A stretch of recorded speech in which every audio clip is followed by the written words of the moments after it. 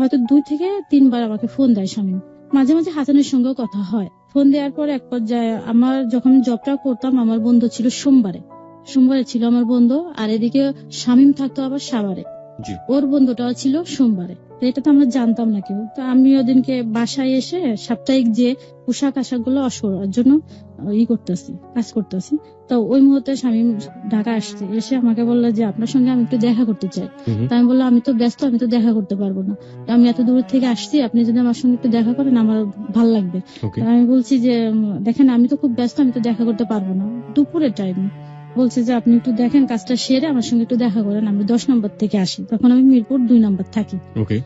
এটা বলার পর ঠিক আছে আপনি 10 নম্বর থেকে ঘুরে আসেন। এসে আমাকে আবার ফোন দিছে, ফোন দিয়ে বললো যে আপনি কই, আমার সঙ্গে একটু দেখা করেন। তখন আমি ঠিক আছে আপনি হার্ট ফাউন্ডেশনের সামনে যে ওএসবি চক্ষু হাসপাতাল আছে ওইখানে আপনি থাকেন, আমি আসছি। তো ওখান থেকে আমি আসি আর কি। এসে আমি ওকে বলি কি যে আপনি আমাকে চিনবেন কি করে, যেহেতু কেউ কাউকে কখনো দেখি নাই আগে। তখন বললাম যে দেখবেন আমি গ্রিন কালারে একটা ড্রেস পরে যাবো, আমি কিন্তু দেখতে অনেকটা কালো। এটা আমি ফান করলাম। করার পরে আমি তার সামনে দিয়ে হেঁটে আসছি, তখন আমাকে চিনতে পারেনি। এক পর্যায়ে আমি ওএসবির সামনে এসে আমি ওকে ফোন দিছি। ফোন দেওয়ার পর আস্তে আস্তে ফোনটা রিসিভ না করে আগে আসছে। এসে আমাকে বলতেছে আপনি কি শামীমা? আমি কি জি আমি শামীমা। তখন বললো কি যে আচ্ছা। তা বলতেছে যে ঠিক আছে আপনার সাথে পরিচয় হয়ে ভালো লাগলো। আমি আচ্ছা, তাও এর সুযোগে আবার কলেজের বিষয়গুলো আলাপ করলাম, ও করলো আমিও করলাম। তো এক পর্যায়ে আমাকে বলছে দেখেন আমার না মনটা খুবই খারাপ, আপনি যদি আমার সঙ্গে একটু ঘুরতে যান খুব ভালো লাগবে। আমি বলছি দেখেন আমি তো ঘুরতে যেতে পারবো না, আমি এখনো লাঞ্চ করি নাই। এটা যখন বললাম তো দেখেন আমার মনটা অনেক খারাপ, তো বারবার বলতেছে। তখন আমাকে বললো কি যে চলেন তাহলে আমরা সিনেমা দেখতে যাবো। আমি বললাম দেখেন আমি হলে, আমি বললাম দেখেন আমি সিনেমা দেখি না হলে যে। এটা বলার পরে ও আমাকে অনেক রিকোয়েস্ট করার পর আমি বলছি ঠিক আছে আপনি এখানে দাঁড়ান, আমি আসছি। এটা বলে বিকল্প একটা মাঠ ছিল, তখন ওই মাঠের ওখানে দাঁড়িয়ে আছে। আমি বাসায় গিয়ে লাঞ্চ করে পরে আসছি। আসার পর ও দাঁড়ায় আছে প্রায় ঘন্টা খানিকের মতন দাঁড়ায় আছে। পরে আমাদের বাসায় ছিল কাজের মেয়ে, ওটা জেনে আমার সঙ্গে সঙ্গে এসে দেখে গেছে যে ছেলেটা দাঁড়ায় আছে, আমি দেখে আসি। পরে এক পর্যায়ে আমরা ঘুরতে গেলাম। প্রথমেই ঘুরতে যাই বেরির বাদে যাই, বেরিবাদে যে ওখানে আমরা তামান্না গার্ডেনে যাই। ওখানে আমি একটু থামাচ্ছি, সেটা হচ্ছে যে এই যে ছেলেটা শামীম যাকে আপনি চিনেন না, জানেন না, শোনেন না, প্রথম দেখা, তার সঙ্গে আপনি বেরিবাদে ঘুরতে যাচ্ছেন বা অন্য কোথাও ঘুরতে যাচ্ছেন, ফোনে যে আপনাদের কথোপকথন গুলো হতো বা আপনাদের যে কথা হতো তার মধ্যে কি এক ধরনের হার্ট রিলেশন কিছু না? না, ফোনে তেমন একটু কথাই হতো না। কলেজে জাস্ট একটু জিজ্ঞেস করতো, আমি একটু জিজ্ঞেস করি, এটুকু। তো এটা এই জন্য গেছি যেহেতু আমাকে অনেক রিকোয়েস্ট করছে। রিকোয়েস্ট করার পর দেখে আমার মনটা খুব খারাপ, আমাকে যদি একটু জান আমার মনটা ভাল লাগবে। এটা বলার পরে এই কারণে গেছি। আমার মনে তখন কোনো ধরনের নিয়ে ছিল না। বেরিবাদ তো আসলে মিরপুর থেকে খুব বেশি দূরে না, কাছাকাছি। তো ওইখানে যাই, যেমন আমরা তামান্না গার্ডেনে যাই, ওখানে যেয়ে বসে আমরা এগুলো এনে খাই। তো এক পর্যায়ে যে অন টাইমের গ্লাস গুলা দেয় ওগুলাকে আমি ঢেলে অর্ধেকটা খেয়ে ওটার মধ্যে একটা রেখে ওর মধ্যে আবার কিছু টুক দিয়ে আমি বললাম এটা আপনি খান। তো দেখি যে খেয়ে ফেললো। তা আমি বললাম যে আপনাকে চিনি না জানি না, আপনি আমার খাবারটা খেয়ে ফেললেন। তাই হেসে দিল আর কি। হেসে দেওয়ার পরে এভাবে ঘুরে চলে আসার সময় আমি আবার চশমা পরি, তো চশমাটা খুলে ফেললো চোখ থেকে। খুলে এই কারণে ফেললো যে আমি চোখে দেখি কিনা এটা জানার জন্য। তা বলতে আমি বললাম চশমাটা খুললেন কেন? কি দেখি এমনি। তা বলতেছে ওইখানে কি লেখা ওইটা পড়তে পারেন? আমি হ্যাঁ কেন পারবো না। তো এইভাবে যাই, চলে আসি। তা চলে আসার সময় আমাকে বললো যে আপনি আমাকে ফোন দিলে আমার খুব ভালো লাগবে। তা আমি বললাম যে আমি ফোন দিতাম না। আমি একটু আবারও থামাচ্ছি আপনাকে, সেটা হচ্ছে যে এই যে ছেলেটা তাকে আপনি হার্টলি ফিল করেন না, এক ধরনের সাধারণ সম্পর্ক, আপনাকে হেল্প করে বলেই আপনি তার সঙ্গে যোগাযোগ রাখেন। তো সেই ছেলেটা আপনাকে একটা জায়গায় নিয়ে গেল, আপনি গেলেন, ভালো কথা, এবং সে আপনার চশমায় হাত দিয়ে খুলে দিচ্ছে। এই যে ব্যাপারগুলো, এগুলোতে আপনি তো এক ধরনের লাইও দিচ্ছেন, তাহলে আপনি তাকে সুযোগ দিচ্ছেন, এবং এই সুযোগ দেওয়ার ব্যাপারে কি আসলে মন থেকে কোনো ব্যাপার কাজ করছিল যে একটু ভালো লাগা বা কখনো ভালো না লাগলে আপনি একটা ছেলেকে আপনার চোখ থেকে চশমা খুলতে দেবেন, ব্যাপারটা কেমন হয়ে গেল না? এ ধরনের কিছু আমি চিন্তা ভাবনা করিনি। আচ্ছা, চিন্তা ভাবনা আসেনি, হয়ে গেছে স্পন্টেনিয়াসলি। ওকে, তারপর এরকম এটা তারপরে আমাকে অনেক রিকোয়েস্ট করছে যে আপনি যদি আমাকে ফোন দেন তাহলে আমার ভালো লাগবে। তাই আমি বলছি অনেক রিকোয়েস্ট করবো, আমি বলছি দেখেন আপনার নাম্বারকে আমি ফোন দিতাম না, আর আমার সময় নেই ফোন দেওয়ার। তখন বলতেছে যে না আপনি ফোন দিলে আমার খুব ভালো লাগবে। তখন এক পর্যায়ে বলে ফেলছে আপনার নাম্বারটা পচা নাম্বার, আমি ফোন দিতাম না। যাই ওদিনকে তো চলে যায়, আমি চলে আসি আমার বাসাতে, সে চলে যায় সাভারে। তো মাঝে মাঝে হয় রাত্রে একটু ফোন দেয়, 1-2 মিনিট কথা বলি, হাই হ্যালো কেমন আছে, এই জাস্ট এইটুকু না, আর কিচ্ছু না। তাই এক পর্যায়ে আমি যখন ওর সঙ্গে পরিচয় হলো, এটা ছিল নভেম্বরের 5 তারিখ 2007। সোমবারে পরিচয় হয়, মঙ্গলবার বুধবারে যে আমি একটা অ্যাক্সিডেন্ট করি, সেটা হচ্ছে কিরকম, আমি অফিস থেকে যখন আসি রোড পার হতে যে সামনে বাস প্লাস সিএনজি, তখন আমি ওখানে দাঁড়িয়ে পড়ার পর সিএনজিটা আমাকে বাড়িতে ফেলে দিয়ে চলে যায়। যখন সিএনজি আমাকে বাড়ি দেয় তখন হাত দিয়ে আমি ওটা ঠেকানোর চেষ্টা করি, তো এক পর্যায়ে আমার হাতটা কেটে যায় প্লাস আমার মুখটা ঠোঁটের ভিতরে কেটে যায়। তখন আমার মুখ দিয়ে অনেক রক্ত বের হয়।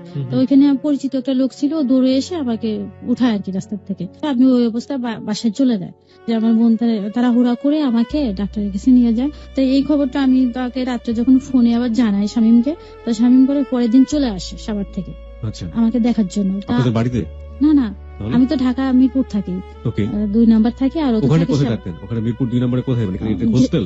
না, এটা আমার বোনের বাসা। আপনাদের বাড়িতেও এক ধরনের তো বাড়ি নিশ্চয়ই? হ্যাঁ, ভাড়া বাড়ি। তো ওই ভাড়া বাড়ি আপনাকে দেখার জন্য চলে আসলো? না, ভাড়া বাড়িতে আসেনি, আমি ফোন দেওয়ার পর ও চলে আসছে জাস্ট বাইরে ওয়েট করছে। ওকে, কি সমস্যা হয়েছে? তো আমি বললাম যে আমার দাঁতে একটু সমস্যা হয়েছে, দাঁতটা ভেঙে গেছে। আসলে দাঁতের সামনের দিকে একটু ভেঙে গেছে, তো ও মনে করছে কি দাঁতটা মনে পড়ে গেছে। তো এরকম ওই করে অফিস না করে ও চলে আসছে। তখন একটা এনজিও তে কাজ করতো। চলে আসার পরে দেখে যে না, আমার দাঁত ঠিক আছে, আমার হাতটা কেটে গেছে, ঠোঁটটা কেটে গেছে।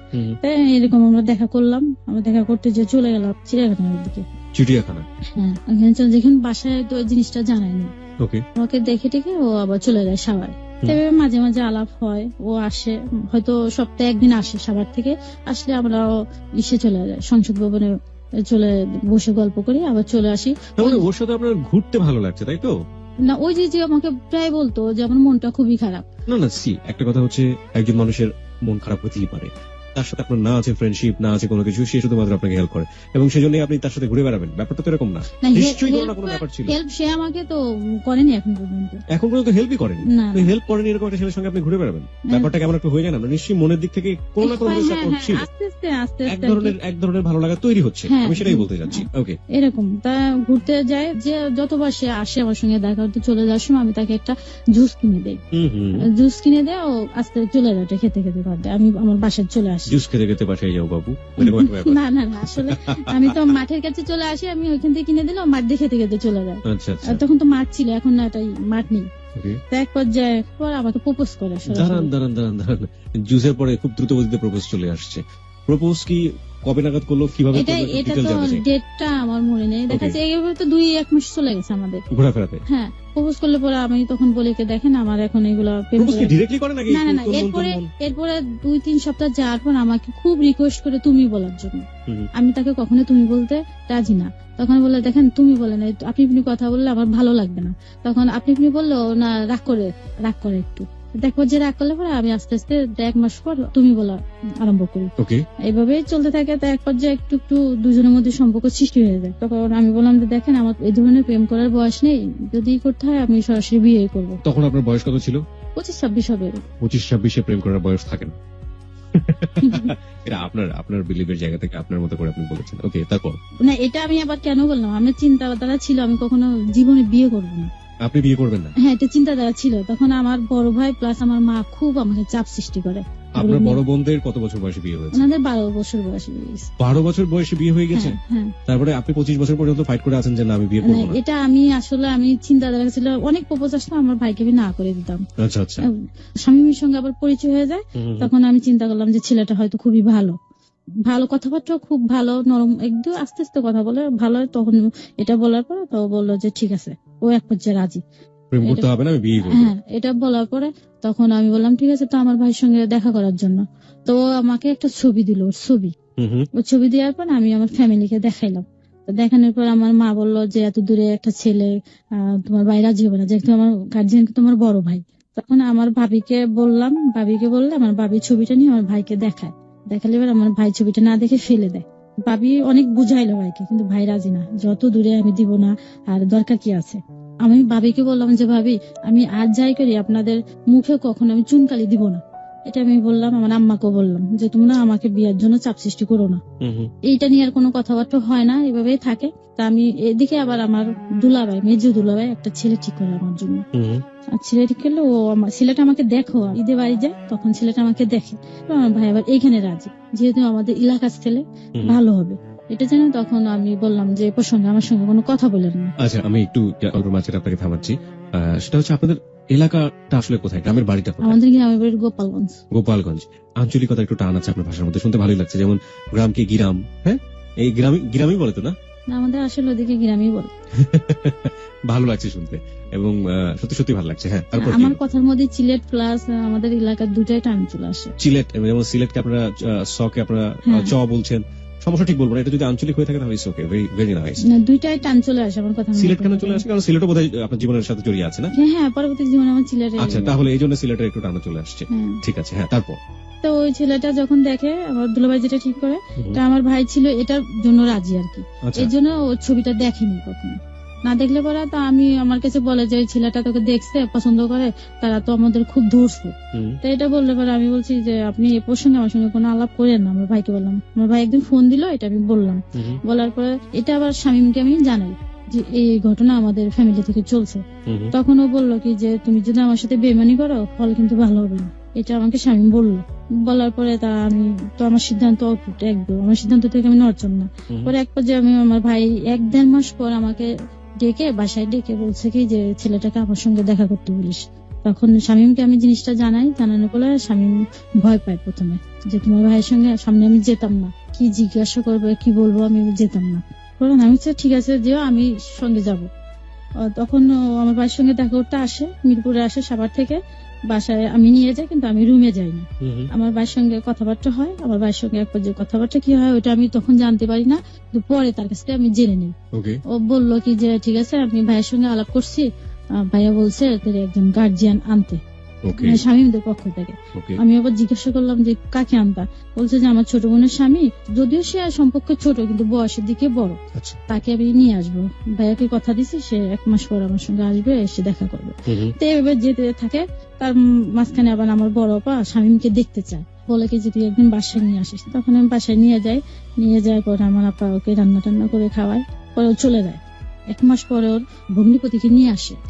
নিয়ে আসার পর আমার ভাইয়ের সঙ্গে কথা হয়, কথা হওয়ার এক পর্যায়ে ওর আব্বার সঙ্গে আলাপ করে বিয়ের ডেটটা ঠিক করে রাখে। ছেলে কি করতো? বিএনজিওতে চাকরি করতো। সবার একটা। আপনি প্রফেশনাল টিচার ছিলেন? না, তখন আমি টিচার না, তখন আমি ঢাকায় একটা আমার এক আত্মীয় মানে অফিসে বসে কাজ করতাম। এটা ছিল একটা ছাপাখানা। তারপরে বিয়েটা ঠিক করে রেখে দেয়। পরে আমি জানতে পারি যে বিয়ে কত ঠিক করলো, কোন তারিখে। তো বললো যে এটা 16 এপ্রিল। তাই আমি বললাম তুমি 16 এপ্রিল না দিয়ে যদি 14 এপ্রিল দিতা তাহলে ভালো হতো। বললো কেন? ওই দিনকে পয়লা বৈশাখ ছিল, পয়লা বৈশাখে একটা দেশে একটা ভালো অনুষ্ঠান হয়, যেহেতু পয়লা বৈশাখ পালন করে, আমাদের বিয়ের অনুষ্ঠানটা ওইভাবে আমরা পালন করতে পারতাম। তাই বলছে না 1-2 দিনের জন্য কি সমস্যা হবে। ঠিক আছে, এইভাবে 1 মাস বিয়ে ঠিক হয়ে থাকে। এভাবে ও সাভার থেকে ঢাকায় চলে আসে ও একটা গার্মেন্টসের স্টোরের দায়িত্ব গ্রহণ করে। ওইখানে 1 নম্বর একটা বাসা নেয়। তখন বাসা নিলে তো এখন ওর সংসারে আসবাবপত্র বলতে কিছুই ছিল না, যেহেতু ব্যাচেলার ছিল। একটা বিছনা, একটা বালিশ, এগুলাই ছিল। তখন আমি বাসার থেকে কিছু যা যা লাগে আর কি রান্না বান্নার কাজে, হাঁড়ি পাতিল, এগুলা বাসার থেকে দিয়ে দিই। যেহেতু বিয়ে ঠিক হয়ে রয়েছে, আমি মাঝে যেতাম, হয়তো 1 সপ্তাহ পর একদিন যে একটু রান্না করে দিয়ে আসতাম। আবার কখনো বাসার থেকে একটু তরকারি দিয়ে আসতাম। মানে বিয়ে ঠিক হয়েছে এবং আপনাদের মধ্যে সম্পর্কটা একটু গভীর হচ্ছে। তা আমি রান্না করে দিয়ে আসতাম, যেহেতু ছেলে মানুষ রান্না করতে পারে না। আপনি ওর বাসায় যেতেন? হ্যাঁ, এখানে এটা ছিল কোয়ার্টার বাসা, ফ্যামিলি বাসা নিয়ে থাকতো। ও কি ফ্যামিলি বাসায় থাকতো? না, ও একটা রুম নিয়ে থাকতো। বাসাটা ছিল কোয়ার্টার, এখন অন্যরা ফ্যামিলি বাসা আর কি। ও কি সাবলেটে থাকতো? ও সাবলেট না, একটা রুমে থাকতো, যে ওইখানে আমরা বিয়ের পরে উঠবো। এবং এই বাসাতে আপনি ও একা থাকা অবস্থায় যেতেন বিয়ের আগে? মাঝে মাঝে হয়তো সপ্তাহে যে একদিন রান্না করে দিয়ে আসতাম। এভাবে যায়, আর এক পর্যায়ে চলে আসে 16 এপ্রিল। এর আগে ওর আম্মার সঙ্গে আমি ফোনে কথা বলি, ওর ছোট ভাইয়ের সঙ্গে কথা বলি, ওর বোনের সঙ্গে কথা বলি, ফোনে কথা বলি। তা ওর আম্মা আমাকে জিজ্ঞেস করে যে তুমি কি কোরআন শরীফ পড়তে পারো? এটা জিজ্ঞেস করলে আমি কি হ্যাঁ পারি। আমি তাই এটা জিজ্ঞেস করা এইভাবে আমি সবার সঙ্গে টুকটাক কথা বলছি, কিন্তু ওর আব্বার সঙ্গে কখনো আমি কথা বলিনি। মানে আপনার হবু শ্বশুর? হ্যাঁ, ওনার সঙ্গে কথা বলিনি। তারপর যে বিয়ের আগে দেখা যাচ্ছে ওর ছোট বোন আমাকে ফোন দিয়ে জিজ্ঞেস করে যে তোমার পায়ের মাপ কত। তারা এইভাবে যায়। দেখা যাচ্ছে তখন আমি যে চাকরি করে আমি কিছু টাকা জমাই, বেশি না, 25,000 টাকা মতন জমাই ব্যাংকে। আমি একটা অ্যাকাউন্ট খুলি। স্বামীমের আবার একটা চাকরি ছিল, তো সামান্য বেতন পাইতো, ও কিভাবে কি দিবে। আমি বললাম যে বিয়ের আগে আমি ওকে একটা পাঞ্জাবি গিফট করলাম। পাঞ্জাবি 1900 গিফট করলাম বিয়ের আগে, যে তুমি এটা বিয়ের সময় পরে আসবে। আর আমি গোপনে 5,000 টাকা ব্যাংক থেকে তুলে আমার আপাকে বলি কি যে এটা স্বামী টাকাটা দিছে, আবার হাতের মাপ দিয়ে একটা আংটি বানাতে বলছে, কিন্তু টাকাটা দিছে আমি। এটা দেওয়ার পর আমি আমার আপা যে জুয়েলারি দোকান থেকে একটা আংটি নিয়ে আসি। আচ্ছা, এখানে শামীমের কি একেবারেই সামর্থ্য ছিল না এই জিনিসগুলো এফোর্ড করার মতো? না, ওটা চাকরি করতো, 4-5 হাজার টাকা স্যালারি পেত মাত্র। আর আপনি তখন কত পেতেন? তখন আমি পেতাম, আমি চাকরি পেয়ে আমার টাকা আমার খরচ হইতো না, কারণ আমি প্রতিদিন আমি ভাইয়ের কাছ থেকে টাকা নিতাম। এবং এই যা পেতেন আপনি মোটামুটি সেভিংস করতেন? হ্যাঁ, এইটাই করতাম। ওকে। মানে শামীমদের বাড়ি ছিল আবার স্নাতক সুনামগঞ্জ ডিস্ট্রিক্ট এটা। তো ওইখান থেকে যেহেতু সব লোকজন আসবে, তাই এখানে আমার ভাই আমাকে জিজ্ঞেস করছে ওরা কতজন আসবে। তো আমি শামীমকে জিজ্ঞেস করছি তোমরা কতজন আসবে। তা বলছে 5-7 জন আসবে। আমি কি কেন? বলছে যে কাবিন দেওয়া হবে আমাদের, যে 5-7 জন আসবে। আমার ভাই আবার 100 জনের অ্যারেঞ্জমেন্ট করছে, যেহেতু ঢাকায় 300 জন আমাদের অনেক। ও এক পর্যায়ে আসছে, চাচা, তারপর ওর আব্বা, ফুপা, এভাবে কয়েকজন আসছে। ওর 2 ভগ্নিপতি আসছে, ভগ্নিপতির বন্ধুরা সব মিলে প্রায় 10 জন 12 জনের মতন আসছে। দুপুরে এসে ও ছোট ভাই আসছে আমাদের বাসায়, এসে একটা শাড়ি দিয়ে গেছে, শুধু একটা শাড়ি। তার শাড়ি দিয়ে গেলে আমি আবার ওই আংটিটা ওর হাতে দিয়ে দিছি, যে এটা দিয়ে তোমার ভাইয়ের কাছে দিয়ে দিও, মানে ও আসার সময় যেন সাথে করে নিয়ে আসে। হ্যাঁ, পরে ওর ভাইয়ের কাছে দিয়ে দিল, এটা আবার নিয়ে ওর আব্বাকে দিয়ে দিচ্ছে, যাতে এটা দেখে আমার শ্বশুর দেখে যাতে আমাকে পড়াইতে পারে। তাই এক পর্যায়ে ওরা সন্ধ্যার সময় সবাই আসতে, আসার পরে রাত্রে এটা আমাদের কাবিন হয়ে গেছে। কত টাকা দেন মোহর রেখে কাবিন হলো? বেশি না, সামান্য 2 লক্ষ টাকা। 2 লক্ষ টাকা? হ্যাঁ। কত সালে? এটা হচ্ছে 2008-এর 16 এপ্রিল। 2 লক্ষ টাকাকে আপনি সামান্য বলছেন, এটা খুব ইম্পর্টেন্ট একটা বিষয়। আপনার এক্সপেকটেশন কত ছিল, কত হলে ঠিক হতো? বর্তমানে আপনি ওই সময় বলেন, আপনি ওই সময় কি এক্সপেক্ট করেছিলেন? কত হলে আমার ধারণা ছিল 5 লক্ষ টাকা হবে। 5 লক্ষ টাকা হবে। আচ্ছা, ওকে। তারপর এটা যে কাবিন এটা দিছে এটা তো আমি জানি না। এটা কাবিন হয়ে যায়, এক পর্যায়ে সবাই চলে যায় আর কি। ওরা আবার রাত্রের গাড়িতে চলে যাবে, ওরা এসে আর কি হোটেলে ওঠে আর কি। পরে রাত্রে সবাই আবার চলে যাবে, তো ও মুহূর্তে স্বামীও চলে যেতে চায়। তখন আমাদের বাসা ছিল 5 তলা। চলে যেতে চাওয়ার সময় আমার ভাই ওকে রেখে দেয়, যে আজকের দিনে তোমার যেতে হবে না। তাই ওইভাবে থাকে। তাই আমাদের তো বিয়ে হয়ে যায়, এভাবে থাকে। পরের দিনকে আমরা দুজনে কলেজে যাই। কলেজে যাই এই কারণে আমাদের পরীক্ষার ডেট পড়ে গেছে, এটা জেনে আমরা অ্যাডমিট কার্ড আনার জন্য কলেজে যাই। আপনি এবং শামীম? হ্যাঁ, দুইজনে কলেজে যাই। পরে ওদিনকে বলে যে তুমি বাসায় চলে আসো। তা বাসায় যে চলে যাবো, আমাদের আসলে কিছুই নেই।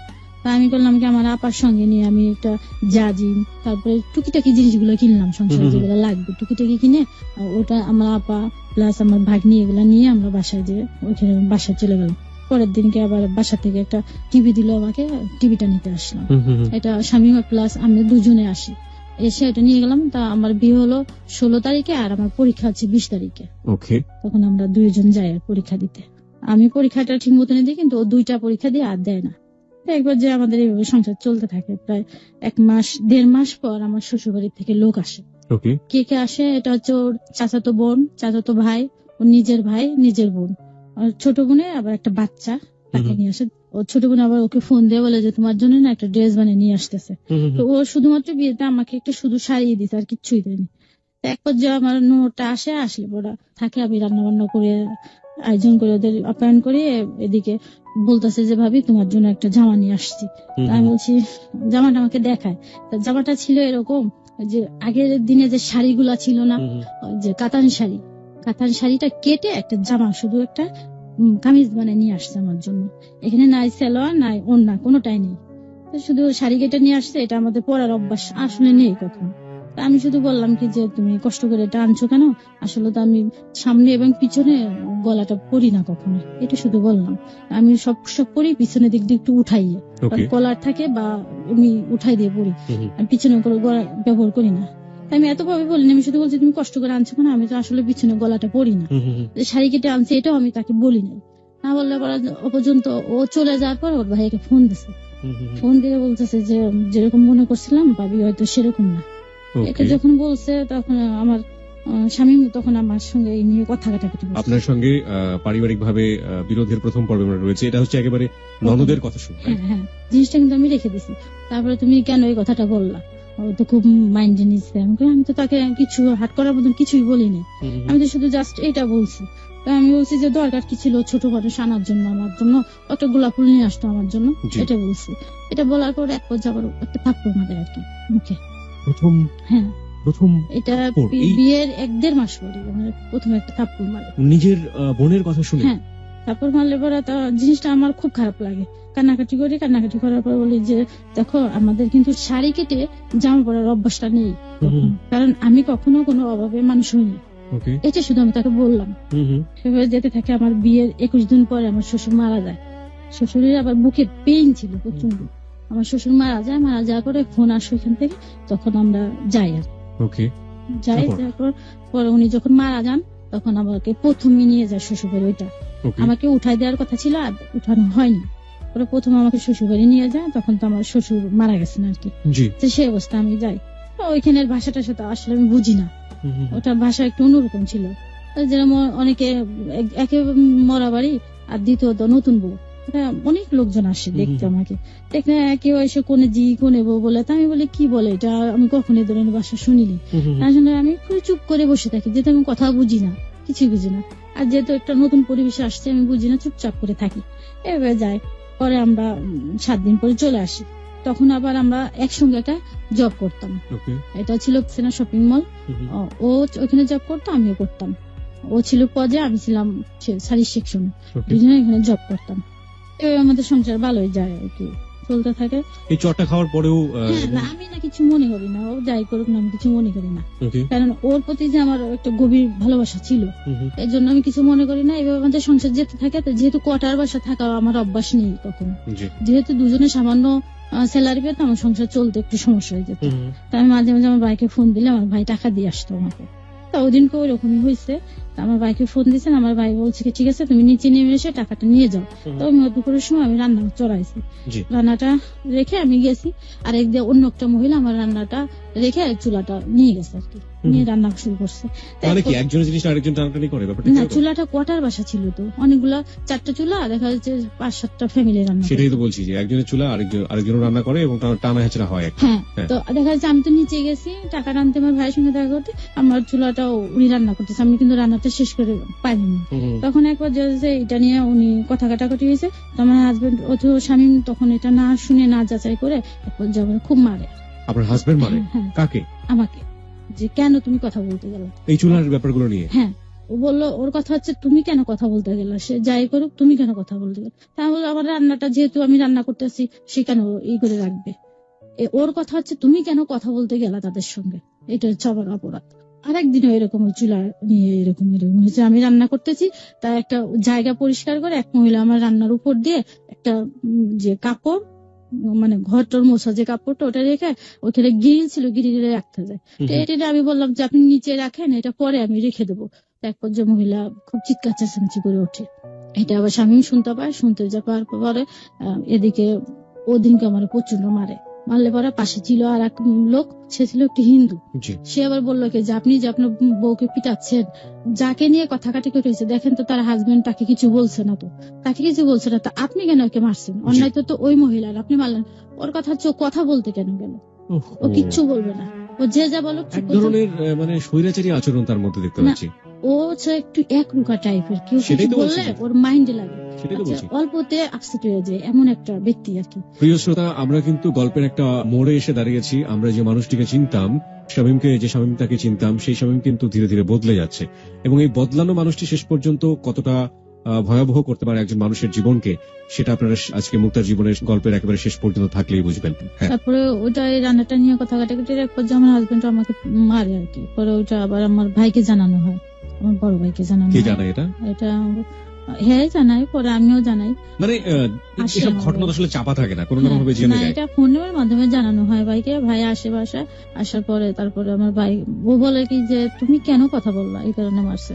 তা আমার ভাই শেষ পর্যন্ত এটা মিউচুয়াল করে দিয়ে চলে যায়। তারপরে আমি কখনো তার প্রতি রাগ করে থাকতে পারি না, যেহেতু সে আমার হাজবেন্ড। আপনার জীবনে কি উনি প্রথম পুরুষ ছিলেন? হ্যাঁ, এটাই ভাবি যে সে আমার স্বামী। আর এখন যতই আমি চলি না কেন সমাজে, আমার কিন্তু ওই পরিচয় নিয়ে চলতে হবে, যেহেতু সে আমার স্বামী। আমি বাপের বাড়ির পরিচয় দিয়ে বেশি একটা চলতে পারবো না, এটা আমি মনে করি। আবার তাকেও এই কথাটা বলি। একবার যেভাবে আমাদের আবার হাসি খুশি সংসারে চলে সবসময়ের জন্য। যেতে যেতে আমার পরীক্ষার রেজাল্ট দেয়, তখন আমি পাশ করি আর কি। আমার ফাইনাল পরীক্ষার জন্য আবার প্রস্তুতি নিতে থাকি। তো এক পর্যায়ে আমার ওই ছোট ননদ, যে ননদের কথা শুনে আমাকে প্রথম গায়ে হাত তুলে, তার পরামর্শেও আমাকে সিলেট নিয়ে চিন্তা ভাবনা করে। সিলেট কি ওদের নিজেদের বাড়ি? না, ওখানে ভাড়া বাসা থাকতো। ও। বাড়ি তো সাতকে পড়ছে, আচ্ছা। সুনামগঞ্জ। সিলেট থেকে আরো 1-1.5 ঘন্টা লাগে। ওটা হচ্ছে ওদের নিজেদের বাড়ি, তাই তো? তো ওখানে চিন্তা ভাবনা করে, তাও বলে কি ঠিক আছে এখানে ভাবিকে একটা জব দিয়ে নিয়ে আসি। আচ্ছা। তখন আমাকে একটা জব দেয় মার্কেটিং অফিসারে, মানে সিলেটে? হ্যাঁ। ওকে। এটার ভিতরে চাকরিটা ছিল জিমনেশিয়াম, মেয়েদের জন্য। মেয়েদের জিমনেশিয়াম? হ্যাঁ, এটা জাস্ট মার্কেটিং এর কাজটা আমাকে করতে হবে। ওকে। তো এক পর্যায়ে এরকম আমার ঢাকার চাকরিটাও আছে, আর এর জন্য এটার জন্য ইন্টারভিউ দিতে আমাকে সিলেট যেতে হলো। তা ও আমাদের রাত্রে আমাকে গাড়িতে উঠায় দেয়, আমি একা একা চলে যাই, আমি চিনি না। তারপরে চলে যায়। চলে যাওয়ার পর আমার ননদের হাজবেন্ড আমাকে রিসিভ করে নিয়ে যায় বাসায়।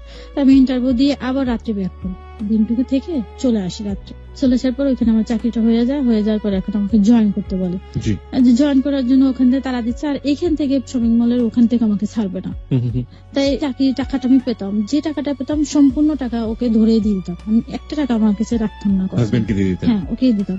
যেতে থাকে, তাই ওদিক দিয়ে তারা দেয় জয়েন করার জন্য, আর এদিক দিয়ে আবার ছাড়বে না। এটার আবার উদ্বোধনী অনুষ্ঠান হবে, এটার জন্য অনেক লোক ইনভাইট করা হয়েছে, দেশের বাইরে। ওখানে যেতে হবে আমাকে। আর একবার আমি ওখানে আবার গেলাম, যার পরে রাত্রে যাই, আবার দিনে চলে এসে অনুষ্ঠানে অ্যাটেন্ড করে চলে আসি। ওদের ইচ্ছা ছিল এটা ভিডিও করে মানে লন্ডনে এটা চালাবে আর কি, বাংলা যে টিভিটা আছে বাংলা টিভিতে এটা প্রচার করে। কি ভিডিও করবে? এটা যে জিমনেশিয়ানের এটা। আচ্ছা আচ্ছা। তো এইভাবে আমি চলে আসলাম। চিন্তা করলো যে তোমাকে ওখানে জব করার জন্য ডাকতেছে, তো তুমি চলে যাও, আমি কিছুদিন পর এটা ছেড়ে দিয়ে চলে আসবো। তো আমাকে পাঠায় দেয়, আমি চলে যাই সিলেট। যে আমি এটা জয়েন, মানে আপনার হাজবেন্ড থেকে গেল ঢাকাতে আর আপনি চলে গেলেন সিলেটে? আমি চলে যাই, কিন্তু আমার ননদের বাসায় আমি উঠি। তো ওখানে কোন ননদ? যে ননদ কি আপনাকে মানে হাত তোলে যার করে, সেই ননদের বাসাতে আপনি চলে গেলেন? সেই বাসায় নিয়ে হলো যে অনেকগুলো রুম নিয়ে হলো যে ভাবিও টাকা পয়সা দিবে আর আমরাও দিব, এভাবে চলে থাকে। তাই এখানে আমি জব করতে থাকি।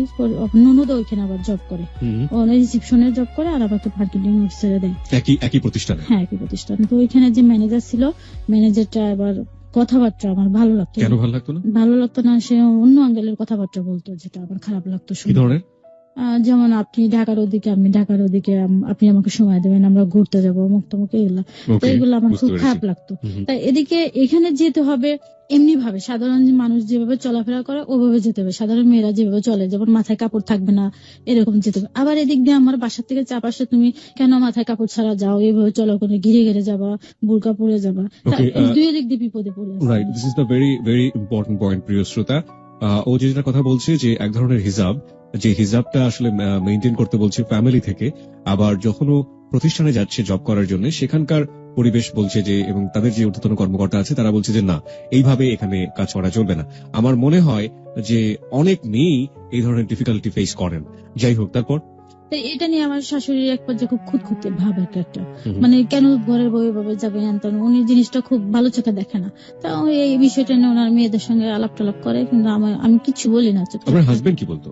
আমার হাজবেন্ডের এই বিষয় নিয়ে কোনো সময়ই ছিল না, বাধা ছিল না। মানে তুমি যেভাবে খুশি যাও না, এইভাবে চলো, কিন্তু একটু ওর ইচ্ছা যে তুমি এমন ভাবে চলাফেরা করো না যাতে লোকে খারাপ বলে। আচ্ছা, মানুষ কখনো তোমাকে খারাপ বলে আমি চাই না। না, কিন্তু এই যে মাথায় ঘোমটা দেয়া, না, এটা সে পছন্দ করে বেশি।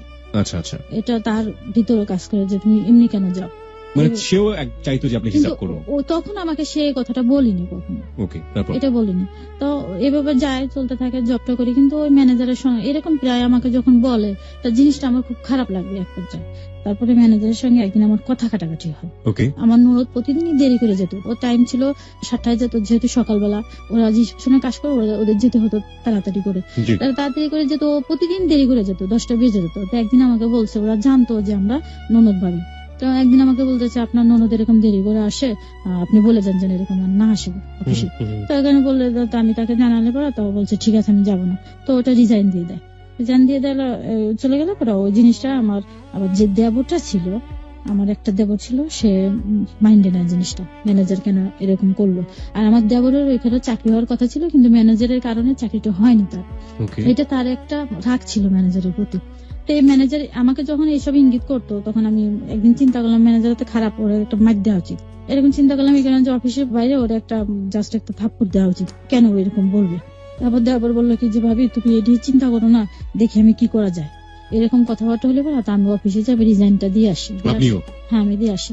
যাই না, এক সপ্তাহ না গেলে এমডি আমাকে সরাসরি ফোন দেয় যে আপনি কোথায়। বলছি যে বাসায়। তা বলছে আপনি এখনই আসেন, আপনার সঙ্গে আমার কথা আছে। তা আমি যাই, আমার ননদকে নিয়ে যাই, যাওয়ার পরে MD sir plus chairman sir আমাদের সঙ্গে কথা বলে, আমরা দুইজনে আমাদের সঙ্গে কথা বলে যে আপনার কার পারমিশন আপনারা রিজাইন দিয়ে গেলেন, চাকরিতে নিয়োগ তো আমরা দিচ্ছি আপনাদের, কেন নিয়োগ দিলেন? তা আমার ননদের কথা বলে তুমি আবার জয়েন করো, আর আপনি তো জয়েন করবেন, আপনার যদি কোনো কথা বলার থাকে যে আপনি আমার রুমে এসে কথাগুলো শেয়ার করবেন। এই কথাটা আমি ভালোভাবে নিইনি আর কি, এটা আমার কেমন কেমন লাগছে, কেন অফিসিয়াল ভাবে তো কথাটা বলতে পারি, যেহেতু অফিসিয়াল রুমে কেন যেতে হবে? এখানে রুমে আমি কেন যাবো না, যে জিনিসটা আমি বাসায় যে এটা বললাম, বলার পরে আমার দেবরটা খুব মাইন্ডে নিয়েছে জিনিসটা, কেন এমডি বাসায় যেতে বলবে। তো এভাবে তো স্বামী তো ঢাকায়, এদিক দিয়ে আমার দেবর আবার এডিক্টেড ছিল, ও আমার নেশা করতো, আর এদিক দিয়ে স্বামী চিন্তা করলো যে ঠিক আছে, মানে তখন ও এডিক্টেড বেশি রকম নেশা করতো, গাঁজা খাইতো, দেখা যাচ্ছে মদ খাইতো, এগুলা খাইতো, ঘুমের ট্যাবলেট খাইতো, এগুলা খাইতো আর কি। তখন চিন্তা করলো, স্বামী চিন্তা করলো যে ওকে ভালো করতে হলে আমার ওইখানে চলে আসতে হবে, সিলেটে আমারও চলে আসতে হবে। আর এদিক দিয়ে এমডি স্যার যেহেতু এই কথা বললো, তা আমরা আবার অফিসে যাই। যখন আবার জয়েন করছে আমার ননদ, তখন ম্যানেজারের সাথে আমার ননদের এক পর্যায়ে কথা কাটাকাটি যে আপনি কার অনুমতি নিয়ে অফিসে আবার জয়েন করছেন। তখন ও বলছে আমাকে তো এমডি স্যার চেয়ারম্যান স্যার বলছে, এমডি স্যার চেয়ারম্যান স্যার বললেই কি আপনি আসবেন না, আমি আপনাকে পারমিশন দিছি নাকি? যখন ম্যানেজারের কথা বললো, তখন এটা এমডি স্যারের কাছে আবার বলা হলো। ম্যানেজারের আবার অনেক মানে চারিত্রিক দিক দিয়ে একটু খারাপ ছিল, ওইখানে জিমনেশিয়ানের যারা মেয়েগুলা ছিল ইন্সট্রাক্টর, তাদের নিয়ে আর কি। ও ম্যানেজার থাকতো আবার উপরে, এটা ছিল 5-6 তলা, তো তার উপরে ছিল একটা রুম, সেই রুমে থাকতো, ওইখানে নেমে এদের নিয়ে সময় কাটাইতো। তাই এইটা এমডি স্যার এইটা খোঁজ খবর নিয়ে জানতে পারে, যে ম্যানেজার আমার সামনে অপমান করে না করে দেয় চাকরির থেকে। তো এইটা ম্যানেজার আবার খুব রাগ করে, অফিসিয়াল যত লোক ছিল ম্যানেজার হাত করে, এটা সবাই জোট হয়ে যায় যে আমরা কেউ চাকরি করবো না। তো একবার যে আমার দেবর ওই ম্যানেজারে মারার চিন্তা ভাবনা করলো, তা ও বন্ধু টন্ধু ম্যানেজ করলো। তা আমি বলছি কি যে তুমি ম্যানেজারের গায়ে হাত দিও না, হাত দিও না, এই কারণে যেহেতু আমি আবার জয়েন করছি, আর যেহেতু আমার ননদের নাম ছিল আফসানা, ও জয়েন করছে, তুমি এটা নিয়ে সিনকেটার করো না। তখন ও চিন্তা করলো না ভাবি ঠিক আছে, আপনার কিছু বলবো না। তা ওদিনকে আমরা সবাই মানে অফিসিয়াল ভাবে স্যালারিটা দেওয়া হয়েছে। তা আমাকে রাত্রে জিজ্ঞেস করলো কি যে ভাবি আপনাদের স্যালারি দিচ্ছে? আমি কি হ্যাঁ আমাদের স্যালারিটা দেওয়া শেষ। এর আগে আমি স্যালারিটা যখন বাসা নিয়ে আসতাম, আমার শাশুড়িটা আমি বাসায় যে ওয়েট করতে পারতাম না, 5 মিনিট টেস্ট নিতে পারতাম না। আমার শাশুড়ি এসে আমাকে বলতো যে তুমি বেতন পাইছো নাকি, ওটা দাও, বাসা ভাড়া দিতে হবে। এভাবে আমি ওখানে 2 মাস জব করি আর কি। এদিকে আমার দেবর এটা জানতে পারে, আমাকে যখন জিজ্ঞেস করলো যে স্যালারি দিচ্ছে, আমি বলছি হ্যাঁ। তো সকালবেলার বন্ধুদের নিয়ে আমার ননদ অফিসে চলে গেছে, বন্ধুদের নিয়ে 3 জন বন্ধু নিয়ে চলে গেছে।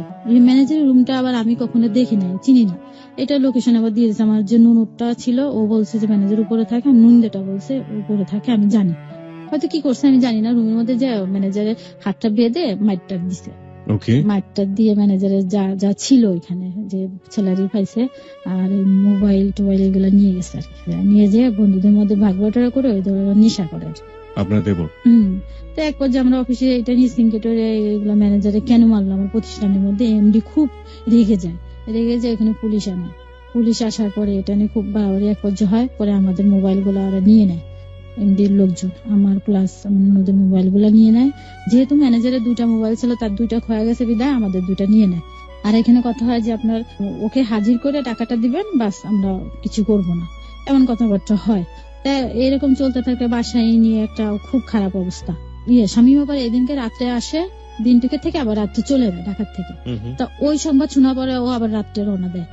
ও থাকে, থাকার পর আমি ওকে ফোন দেয় যে বাসায় যদি পুলিশ টুলিশ যায় তুমি বাসায় থেকো না, ছাদের উপর চলে যাও। তখন ও ছাদের উপরে যে দাঁড়ায় থাকে, আর এই পর্যায়ে পুলিশ যে পায় না আমার দেবরকে, ও চলে যায় অন্য জায়গায়, নিয়ে দেবরকে হাজির করতে হবে, নাহলে সমস্যা হয়ে যাবে। আমাকে দিয়ে ফোন দেয় স্বামী যে তুমি বলো, তুমি যদি বলো তাহলে বাসায় ফিরে আসবে। এটা বলার পর আমি ওকে ফোন দিলাম যে তুমি কোথায় আছো, চলে আসো, বাসায় এসে টাকাটা দাও, নাহলে আমার পর একটা চাপ সৃষ্টি হবে। ওরা বলছে যে ভাবি আমি অমুক জায়গায় আছি, তো আমি বলছি তোমার সঙ্গে আমি দেখা করবো। ও বলতেছে যে ঠিক আছে আসেন। তা কাকে নিয়ে আসতেছে না, বললাম আমি আর আফসানাকে নিয়ে আসি। তাই বলার পর আমরা সিলেট মার্কেটের একটা রেস্টুরেন্টে যাই, যে ও পিছিয়ে পিছিয়ে ও আসে, আসার পর ওর ভাইয়া পিছিয়ে থেকে যে ওকে ধরে এইভাবে বাসায় আমি নিয়ে আসি। কিন্তু ওর কথা বলার পরিস্থিতি ছিল না, এমন নেশা করছে। পরে বাসায় নিয়ে আসার এক পর্যায়ে কিছু টাকা পয়সা দিয়ে দেয় এখান থেকে, ওই টাকাটা আমরা আবার অফিসিয়াল ভাবে দিয়ে দেই, ও বাসা থেকে আবার বেরোয় যায়। আপনার দেবরের জীবনের গল্প বলছেন আপনি? না না, এখানে জড়িত আছে, আপনার সাথে জড়িত আছে। ওকে, তারপরে এখানে যখন বেরোয় যাবে, আবার বেরোয় যাওয়ার পর আমরা বলতেছে আমাকে যেতে দাও, আমি আবার 1 ঘন্টা পর চলে আসবো। চলে যাবে, তো আমি বলছে তুমি যেও না, থাকো। ওকে আমি বললাম শামীমকে ওকে আমাদের রুমে শোয়াই দাও, ও ঘুমাই গেলে সব ঠিক হয়ে যাবে। আচ্ছা। তো ওরা বললো কি যে না আমার কাছে টাকা নেই, তুমি 200 টাকা দাও, ভাইয়া 200 টাকা দাও। তো আমার শাশুড়িকে বললো 200 টাকা দিলে ও চলে গেল। পরের দিনকে অনেক দূরে একজনের মোটরসাইকেল নিয়ে গেছে, ওটা নিয়ে যায় ও অ্যাক্সিডেন্ট করে। এদিকে এটা সাল ছিল 2009 আর কি। ও অ্যাক্সিডেন্ট করে পানির মধ্যে পড়ে যায় আর কি। ওকে। লোকজন ওকে উঠানোর পরে পুলিশে এটা করে, তখন মোবাইল থেকে ও সিমটা নিয়ে ফোন দিয়ে ওর ভাইয়াকে জানায়, মানে ননদের হাজবেন্ড ওদেরকে জানানো হয়। এভাবে ও থাকে 1 সপ্তাহ ওকে আমরা ট্রিটমেন্ট করি, কিন্তু তার কোনো সেন্স ছিল না। পরে শুক্রবারে যে ফেব্রুয়ারি 20 তারিখ মারা যায় আপনার দেওরটা। ওহো। ওই মারা গেলে পরে এই দায়টা আমার গাড়ি চাপ দিয়ে দিল। আমার ননদটা বলে যে ওনার কারণে আমার ভাইটা মারা গেছে এটা বলে। আর আমার শ্বশুর যে মারা গেছে আমাদের বিয়ের 3 মাসের মাথার দিকে, তখন ওটা আমার ঘরে চাপ দিয়ে দেয় আমার ননদটা। এই ননদটাই বলে কি যে ওনার কারণে আমার বাবা প্লাস আমার ভাই মারা গেছে। তার শামীম কখনো এই কথাটা বলে না যে ওর কারণে মারা গেছে। এইভাবে চলে। আর আমি 2 মাস জব করার পর আর করি না ওইখানে, যেহেতু এটা সিঙ্গেট হলো আর জবটা হয় না। পরে শামীম সিলেটে চলে যায়। 1-1.5 মাস পরে যে ও একটা চাকরি নেয়, একটা ক্লিনিকে চাকরি নেওয়ার পর সামান্য স্যালারি পায় আর কি, 4000 টাকার মতন পায়। তো যেহেতু কিছু করা সম্ভব না, তাই এইভাবে চলতে থাকে। কিন্তু আমার উঠতে বসতে আমার ননদ অনেক কথাবার্তা আমাকে শোনায়। তারপরে আমার শাশুড়ি খুদ ধরতে থাকে, মানে আমার শাশুড়ি প্রথম দিক থেকে আমার মনে হয় মেনে নিতে পারেনি। এই কারণে যে আমি সিলেটের বাইরের মেয়ে, ওরা আবার সিলেটের বাইরে আত্মীয়তা করে না, খুব কম করে। এই জন্য আমাকে মন থেকে মেনে নিতে পারেনি। এরকম আমাকে বারে বারে বেশি কথা বলতে থাকে। আমি না ঘরে দরজাটা দিয়ে কাঁদতে থাকি, কিচ্ছু বলি না। কিছু না বলে আপনার হাজবেন্ডকে কখনো এগুলো বলেন না? না, ওকে আমি কখনো কিচ্ছু বলি না। কেন? ও বিশ্বাস করবে না, ওর কাছে ওর মা বোন ছাড়া জীবনে এখন কেউ নাই। ও বিশ্বাস করে তাদের। তাই এভাবে বলতে থাকে। দেখা যাচ্ছে আমি কতটুকুন খেলাম, যেগুলো বলা উচিত না, কতটুকুন খেলাম, এগুলা স্বামীর কাছে আমার শাশুড়ি একদিন বলে বউ এরকম খেলো, এই কাজটা করে না, ওই কাজটা করে না। তা দেখা যাচ্ছে আমার ননদ প্লাস তার হাজবেন্ড এক রুমে ঘুমিয়ে আছে, সকাল 10টা-11টা পর্যন্ত ঘুমাইছে। তাদের রুমে তো আমি যেতে পারবো ওই সময়, তাদের রুমটা আমি ঝাড় দিতে পারতেছি না। এটা আমার দোষ হয়ে যায় যে কেন ঝাড় দিল না। তাদের যে বলে যে তারা হাজবেন্ড ঘুমায় আছে, আমি কেন যাবো, এটা তারা বুঝে না। ছোট ছোট বিষয় প্রিয় শ্রোতা, কিন্তু এই ছোট ছোট বিষয়গুলো জীবনের জন্য কখনো কখনো অনেক বড় ধরনের দাগ কেটে যেতে পারে, যেগুলো আপনি শেষ পর্যায়ে গিয়ে বুঝতে পারবেন যে আসলে জীবনটা ধীরে ধীরে কতটা জটিল হয়ে যায় এইসব ছোট ছোট বিষয়গুলো জমতে জমতে। তারপরে এইভাবে যাতে থাকে, এভাবে বিভিন্ন কথা বলা। দেখা যাচ্ছে সামান্য সরিষার তেল নিয়েও দেখা যাচ্ছে আমার ননদ আমাকে অনেক বেশি কথা বলে। তা আমি ঘরের ভিতরে কান্নাকাটি করি এই নিয়ে, কেন বলে। তখন আমার একটা ফুফু শাশুড়ি মেয়ে থাকে, ও আমার কান্না দেখে কাঁদে যে ভাবি তুমি তোমার যে এত বেশি কথা বলে আমার খুব খারাপ লাগে। ওকে আবার আমি খুব আদর করতাম। এভাবে চলতে থাকে। যার এক পর্যায়ে একদিন হয়েছে কি স্বামী তো চলে আসে সিলেটে, ও থাকে একটা প্রাইভেট ক্লিনিকে চাকরি করে। একদিন হয়েছে কি এক ধরনের মাছ আনছে যেগুলো আমি খাই না, কখনো খাই না ছোটবেলা। আমি এবার একটু বেছে বেছে খাই। কি মাছ? এটা বাইন জাতীয়, বাইনটা আমি খাই না। বাইন গুথুম যেগুলা বলে এগুলো আমি কখনো খাই না। ওকে, কারো কাছে এটা খুব মজার, কারো কাছে এটা খুব এগুলা নিয়ে আসে, এগুলো দিয়ে ও 3-4 প্রকারের তরকারি রান্না করে, কিন্তু আমি খাইনি। তা আমার শাশুড়ি প্লাস আমার হাজবেন্ডকে খাবার দিয়ে আমি না আমার রুমে চলে গেছি। রুমে যে ভাতটা নিয়ে গেছি, ভাত নিয়ে যে আমি স্রেফ মরিচ আর পেঁয়াজ দিয়ে খাওয়া শুরু করছি। আমি কিছু বলি না, যেহেতু তার সামনে খেলে হয়তো তার খারাপ লাগতে পারে, এই জন্য আমি কিছু নিয়ে নি। স্বামী বলতেছে যে মুক্তি কই গেল। ওরা আবার ও দেশে ভাষা বেটি বলতো মেয়েদেরকে। হ্যাঁ, ওরা বেটি বলতো, কিন্তু এটা এদিক দিয়ে কিন্তু খারাপ ভাষা, কিন্তু ওদের দিকে মেয়েদের বেটি বলতো বা পুরি বলতো। এক দেশের বুলি আরেক দেশের গালি, একটা কথা আছে। পুরি বলে ডাকতো বা বেটি বলে ডাকতো। বেটি দেখে দেখলাম কই গেল। তার স্বামী উঠে যায়, দেখে কি যে আমি এভাবে ভাত খাইছি। তার রাত্রে পুরি ব্যাপারটা নিশ্চয়ই অনেক, এটা অনেক মজার জোকসও আছে। পুরি কিন্তু এক ধরনের খাবার, আপনার নিশ্চয়ই আমি জানি। হ্যাঁ, কিন্তু ওদের দেশে পুরিটা বেশি ব্যবহার করে, পুরি পোয়া ছেলেদেরকে। এবং পুরি ওদের হোটেলগুলোতে গিয়ে মোটেও বলবে না যে পুরি খাবো বা এরকম কিছু একটা।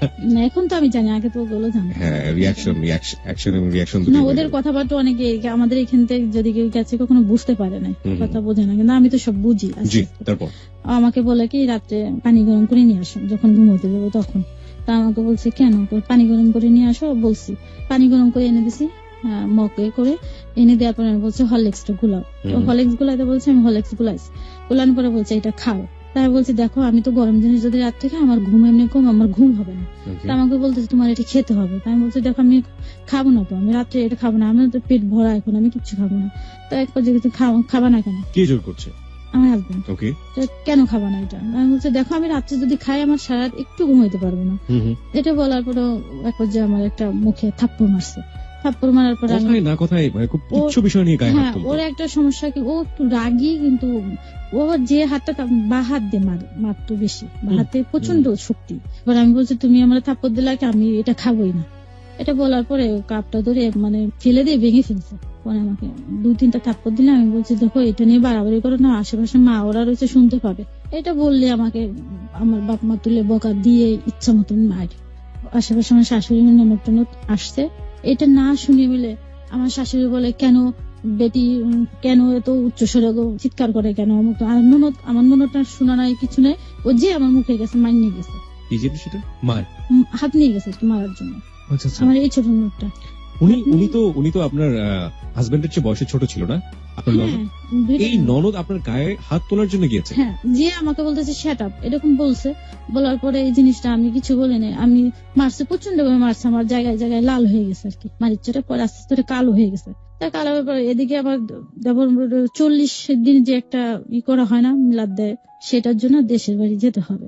আমি তো তার সাথে কথাবার্তা বলি স্বাভাবিক, কিন্তু বাড়িতে যা দেখে আমার মুখে দাগ, হাত পায়ে দাগ। তো ওরা জিজ্ঞেস করে ভাবি কি হয়েছে, আমার চাচা তো ননদ আমাকে খুব ভালো জানে, বাড়ির সবাই আমাকে খুব ভালো জানে। তা বলছে যে তোমার এখানে দাগ কেন? আমি বলছি কিচ্ছু না, এমনিতেই। তা আমি আর এটা বলি নাই। তা বাসায় এসে ওই জিনিসটা স্বামীর খুব লাগছে, যে আমি আমার বউকে মারছি, বেশ ভালো কথা, তো তুই আমার ছোট বোনের কেন মার দিতে গেলি? ওই জিনিসটা ওই ধরছে, আমি তাকে কিচ্ছু বলিনি। তখন এটা ডেকে ওরা আমার শাশুড়িকে ডেকে বলছে আম্মা যে আমি মারছি, আফসানার তো উচিত হয়নি ওর গায়ে হাত তুলে যাওয়ার জন্য। আমার শাশুড়ি যে বুঝাইছে যে তোর তো আসলে জিনিসটা ভুল হয়েছে, তোর বড় বাবু তুই কেন গেছিস, তুই যে তোর বড় বাবুর কাছে ক্ষমা চা। তা বলতেছে আমি ক্ষমা চাইতে পারবো না। ও নুন যেটা আসছে, আসার পর নুনের ডেকে নিয়ে গেছে, এই তুমি এদিকে আসো, এটা আমার হাজবেন্ড, আমি যা বলবো তাই শুনবে, এটা বললো আর কি, ওর হাজবেন্ডের কথা। তো এক পর্যায়ে কি বুঝাইছে ওর হাজবেন্ড প্লাস আমার শাশুড়ি কি বুঝাইছে, ওইটা যে ও যে আমার কাছে ক্ষমা চাবে না, এটার জন্য স্বামী কাঁদছে, যে আমার ছোট বোন আজ আমার কথা শুনবো না, ও চোখ দিয়ে পানি বের করে ফেলছে, কাঁদছে স্বামী। তারপরে তোমার বউ তোমাকে শিখাই দিয়েছে কথা বললো নাকি, আদৌ কিন্তু আমি কিছুই বলিনি তাকে। এটার জন্য পরে ও কি ভেবে বোঝানোর পরে আমার শাশুড়ি প্লাস নন্দ আমার কাছে ক্ষমা চাইছে। ক্ষমা চাওয়ার পর আমার শাশুড়ি বলছে যে ছোট মানুষ বুঝতে পারিনি, তুমি কিছু মনে করো না, তুমি ওর মাথায় হাত দিয়ে আদর করে দাও। আমি ঠিক সেটাই করলাম। করার পরে এটা নিয়ে চলতে থাকে, কিন্তু আমার ননদ উঠতে বসতে আমাকে বিভিন্ন কথা শোনায়, আর আমার শাশুড়ি যে খাওয়ার খোটা দেয়, এটা সেটা করার পরে আমি চিন্তা ভাবনা করলাম যে আমি চলে যাবো এখান থেকে। স্বামীকে শুধু বললাম যে তুমি যদি ভালো চাকরি করতে পারো তাহলে আমি চলে যাই, চাকরি করে যদি আলাদা বাসা নিতে পারো তাহলে আমি আসবো, তাছাড়া আমি আসবো না। প্রিয় শ্রোতা, আমরা একটা বিষয় এখানে লক্ষ্য করলাম যে এমন একজন বাঙালি নারীকে আমরা পাচ্ছি একবারে শাশ্বত, বেশিরভাগ সময়ে যেটা আমরা দেখে থাকি, এটা কোনো হিন্দি সিরিয়ালের গল্প না, দিস ইজ রিয়েলিটি। এবং সে শিক্ষিতই হোক কিংবা মূর্খই হোক কিংবা অশিক্ষিতই হোক, যাই বলি না কেন, এই যে বউ শাশুড়ির যে দ্বন্দ্ব, এবং সেটা এক ধরনের বলা যেতে পারে যে ননদ থেকে শুরু করে হাজবেন্ড থেকে শুরু করে সবাই একটা এক পক্ষ হয়ে এই যে মেয়েদের উপরে কি বলা যেতে পারে ঘরের বউয়ের উপরে অত্যাচার, সেটা কিন্তু মানে ব্যতিক্রমী কোনো ঘটনা না। আপনি বাংলাদেশের গড়ে 10টা পরিবার সার্চ করে দেখেন, আপনি মোটামুটি 8 থেকে 9টা পরিবারের একই কাহিনী আপনি খুঁজে পাবেন। যাই হোক, বরং না হওয়াটা একটু ব্যতিক্রম মনে হয়। আমরা সেরকমই একজন নারীকে আজকে পেয়েছি, যিনি গৃহে বিভিন্ন ভাবে মানসিক এবং শারীরিক টর্চারের শিকার হচ্ছেন। আমরা জানি না যে শেষ পর্যন্ত আমরা কোথায় গিয়ে দাঁড়াবো। হ্যাঁ, তারপর কি হলো? তারপরে এটা বলার পরে চিন্তা ভাবনা, স্বামী বললো যে ঠিক আছে তোমাকে রেখে আসি ঢাকায়। পরে আমরা রাত্রে আসার জন্য প্রস্তুতি হয়েছি। তারপর আমার শাশুড়ি দিনকে স্বামীর কাছে আমার কাছে বেশ কিছু নালিশ করলো যে বেটি এই কাজ করে না, এই কাজটুকুন করে, আবার এটুকু করে না, বেটি এই কয় বেলা খায়, এতটুকুন করে খায়, এরকম ইত্যাদি ইত্যাদি কথা বললো, যেগুলো হ্যাঁ এই কারণে বললো যেহেতু আমার ননদ আমরা একসাথে রয়েছি, আমি 2 মাসে টাকা দিতে পারছি, আমি 3.5 মাস ছিলাম আর 1.5 মাস দিতে পারিনি। এই কারণে বলছে যেহেতু টাকা দিতে পারতেছি না, তার জন্য আমাকে বললো এটা খরচ আছে না, একটা মানুষের খরচ আছে না, এই জন্য বলছে কথাটা। আমি আসার সময় ওই ননদকে বলেও আসলাম যে আফসানা আমি যাচ্ছি, নন্দে বলতেছে ভাবি যদি কিছু বলে থাকে মাপটপ করে দিয়ে, কিছু মনে করেন না। আমি কিছু বললাম না। আমি ঢাকায় এসে আমার ভাইয়ের বাসায় 2.5 মাস থাকি আর কি। এই সুযোগে স্বামীর আবার একটা চাকরি হয়ে যায়, চাকরি হয়ে গেলে ও আবার এখানে ট্রেনিং দেয়, 15 দিনের জন্য ট্রেনিং এর জন্য আসে ঢাকায়। ঢাকার পর ওর যে ইটা দেয়, যেখানে জবটা দেয়, এটা হচ্ছে মৌলভীবাজার। তো ও ওইখানে জব করা শুরু করে, তো এক বাসা নেয় একটা। তারপরে আমাকে বললো যে ঠিক আছে তোমাকে নিতে আসবো, আমরা বাসা নিছি। ও আমাকে যেতে বললো, আমার ভাই আমাকে গাড়িতে উঠাই দেয়, আমি চলে যাই। পরে আমাদের যে আসবে মালটাল ছিল ওটা নিয়ে আমরা একটা ট্রাকে করে মৌলভীবাজার রাত্রে চলে আসি। চলে আসার পরে এই যে মৌলভীবাজারে শুরু হয় আমাদের তো এখানে থাকা অবস্থায় দেখা যাচ্ছে ও চাকরি করে আসে, আমার শাশুড়ি হয়তো কিছুদিন আমার এখানে থাকে, আবার ননদের বাসায় চলে যায়। আমার এই ননদের বিয়ের পর থেকে, বিয়ে হয়েছে 8 বছরের মতো, এই 8 বছরের মধ্যে আমার শাশুড়ি ওইখানেই থাকে বেশি, কারণ ওনার মেয়েকে নাকি উনি প্রচন্ড ভালোবাসে। ওনার মেয়ে নাকি কিচ্ছু বোঝে না, আমার শাশুড়ি মেয়েটা কিচ্ছু বোঝে না, নাকি একদম ছোট, এটা আমার শাশুড়ির ধারণা। কিন্তু তার একটা বাচ্চা আছে, এইভাবে যায়, কিন্তু আমার শাশুড়ি বাসায় থাকে না। স্বামী সকালে চলে যায় আর রাত্রে আসে, কোনোদিন লাঞ্চ টাইমে আসে আবার চলে যায়। এবার রাত্রে আমি প্রায় 10টা থাকি, কিন্তু বাড়িওয়ালারা খুব ভালো, আমাকে খুব ভালো জানে। তাই এই সময় যেতে যেতে যেতে একসময় আমার আমি কনসেপ্ট করি আর কি। বিয়ের কত মাস পর, এটা হচ্ছে বা কত বছর পর? 2.5 বছর তো হবে। বিয়ের 2.5 বছর পরে আপনি কনসেপ্ট করলেন? 2010-এ। ওকে, বিয়ের 2.5 বছর পরে আপনি কনসেপ্ট করলেন। হ্যাঁ, কনসেপ্ট করার পরে এটা স্বামী প্রথম দিকে এটা মেনে নিতে পারেনি। এটা বললো কি যে তুমি একটা কি বিপদে ফেলতেছো আমাকে। তাই আমি বলছি কি কেমন কি বিপদে, সব বাবারা খুশি হয়, তুমি এখানে এরকম কথাটা আমাকে কেন বলছো। তো একবার যায় আস্তে আস্তে কিন্তু এটা মেনে নেয়, ও খুব খুশি যেটা বাচ্চা। দেখবে আমার পরীক্ষার জন্য প্রস্তুতি নিতে হবে, ফাইনাল পরীক্ষা শুরু হয়ে যাবে। কি পরীক্ষা ওটা? আমি মাস্টার্স ফাইনাল দিব তখন। ওকে। এভাবে যেতে থাকে, আমি ঢাকায় আসি যাই, একাই আসি, যে আমাকে গাড়িতে তুলে দেয়, আসি আবার যাই রেজিস্ট্রেশন করার জন্য, ফর্ম ফিল আপ করার জন্য, বারবার আসতে হয়ে যেতে হয় আমাকে। ওই অবস্থায় আমার দেখা যাচ্ছে আমি সারাদিন কিছু খেতাম না, ওই অবস্থায় খেতে পারতাম না। কিছু খেলে একটু পানি খেলে আমি বমি করে ওটা ফেলে দিতাম। আর স্বামী চলে যেত সকালে, আর আসতো 8টা বেজে যেত, 8টা বেজে যেত। তো আমাকে দেখাশোনার জন্য কেউ থাকে না। তা বাড়ি তারপরে বাড়িয়ালির যে জাটা ছিল, ওরা আমাকে খুব কেয়ার করতো, যে তুমি কি করতেছো, কি খাচ্ছ, এই সময় তোমার কাছে একজন লোক থাকা উচিত, তোমার শাশুড়ি তো থাকতে পারে, এটা আমাকে বলে। তো আমি তাকে বলি কি যে আমার শাশুড়ি তো আসলে আমার ননদের বাচ্চার জন্য মায়া বেশি, ওইখানে থাকে, এটা বলে কাটিয়ে দিতাম। তো একদিন এরকম অবস্থা, আমার বাচ্চাটা পেটে থাকা অবস্থা, আমি স্বামীকে বলি দেখো এই অবস্থায় সবাই প্রশ্ন করে তোমার শাশুড়িটা তো থাকতে পারে, তুমি অসুস্থ। এটা বলাতে স্বামী খুব রাগ করে, যে কেন আমার মার কথা তুমি এগুলো বলবা, আমার মার যেখানে ভালো লাগে সেখানে থাকবে। তো এটা নিয়ে আমি কিছু বলি না, এভাবে যায় যেতে থাকে। তো যখন আমার 5 মাস এভাবে চলে আসে, তা তখন আমার ফাইনাল পরীক্ষা শুরু হয়ে যায়।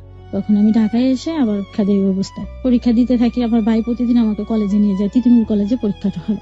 তখন আমার ভাই প্রতিদিন নিয়ে যায়, আবার আসার সময় আমাকে সিএনজি ভাড়া দিয়ে দেয়, আমি চলে আসি।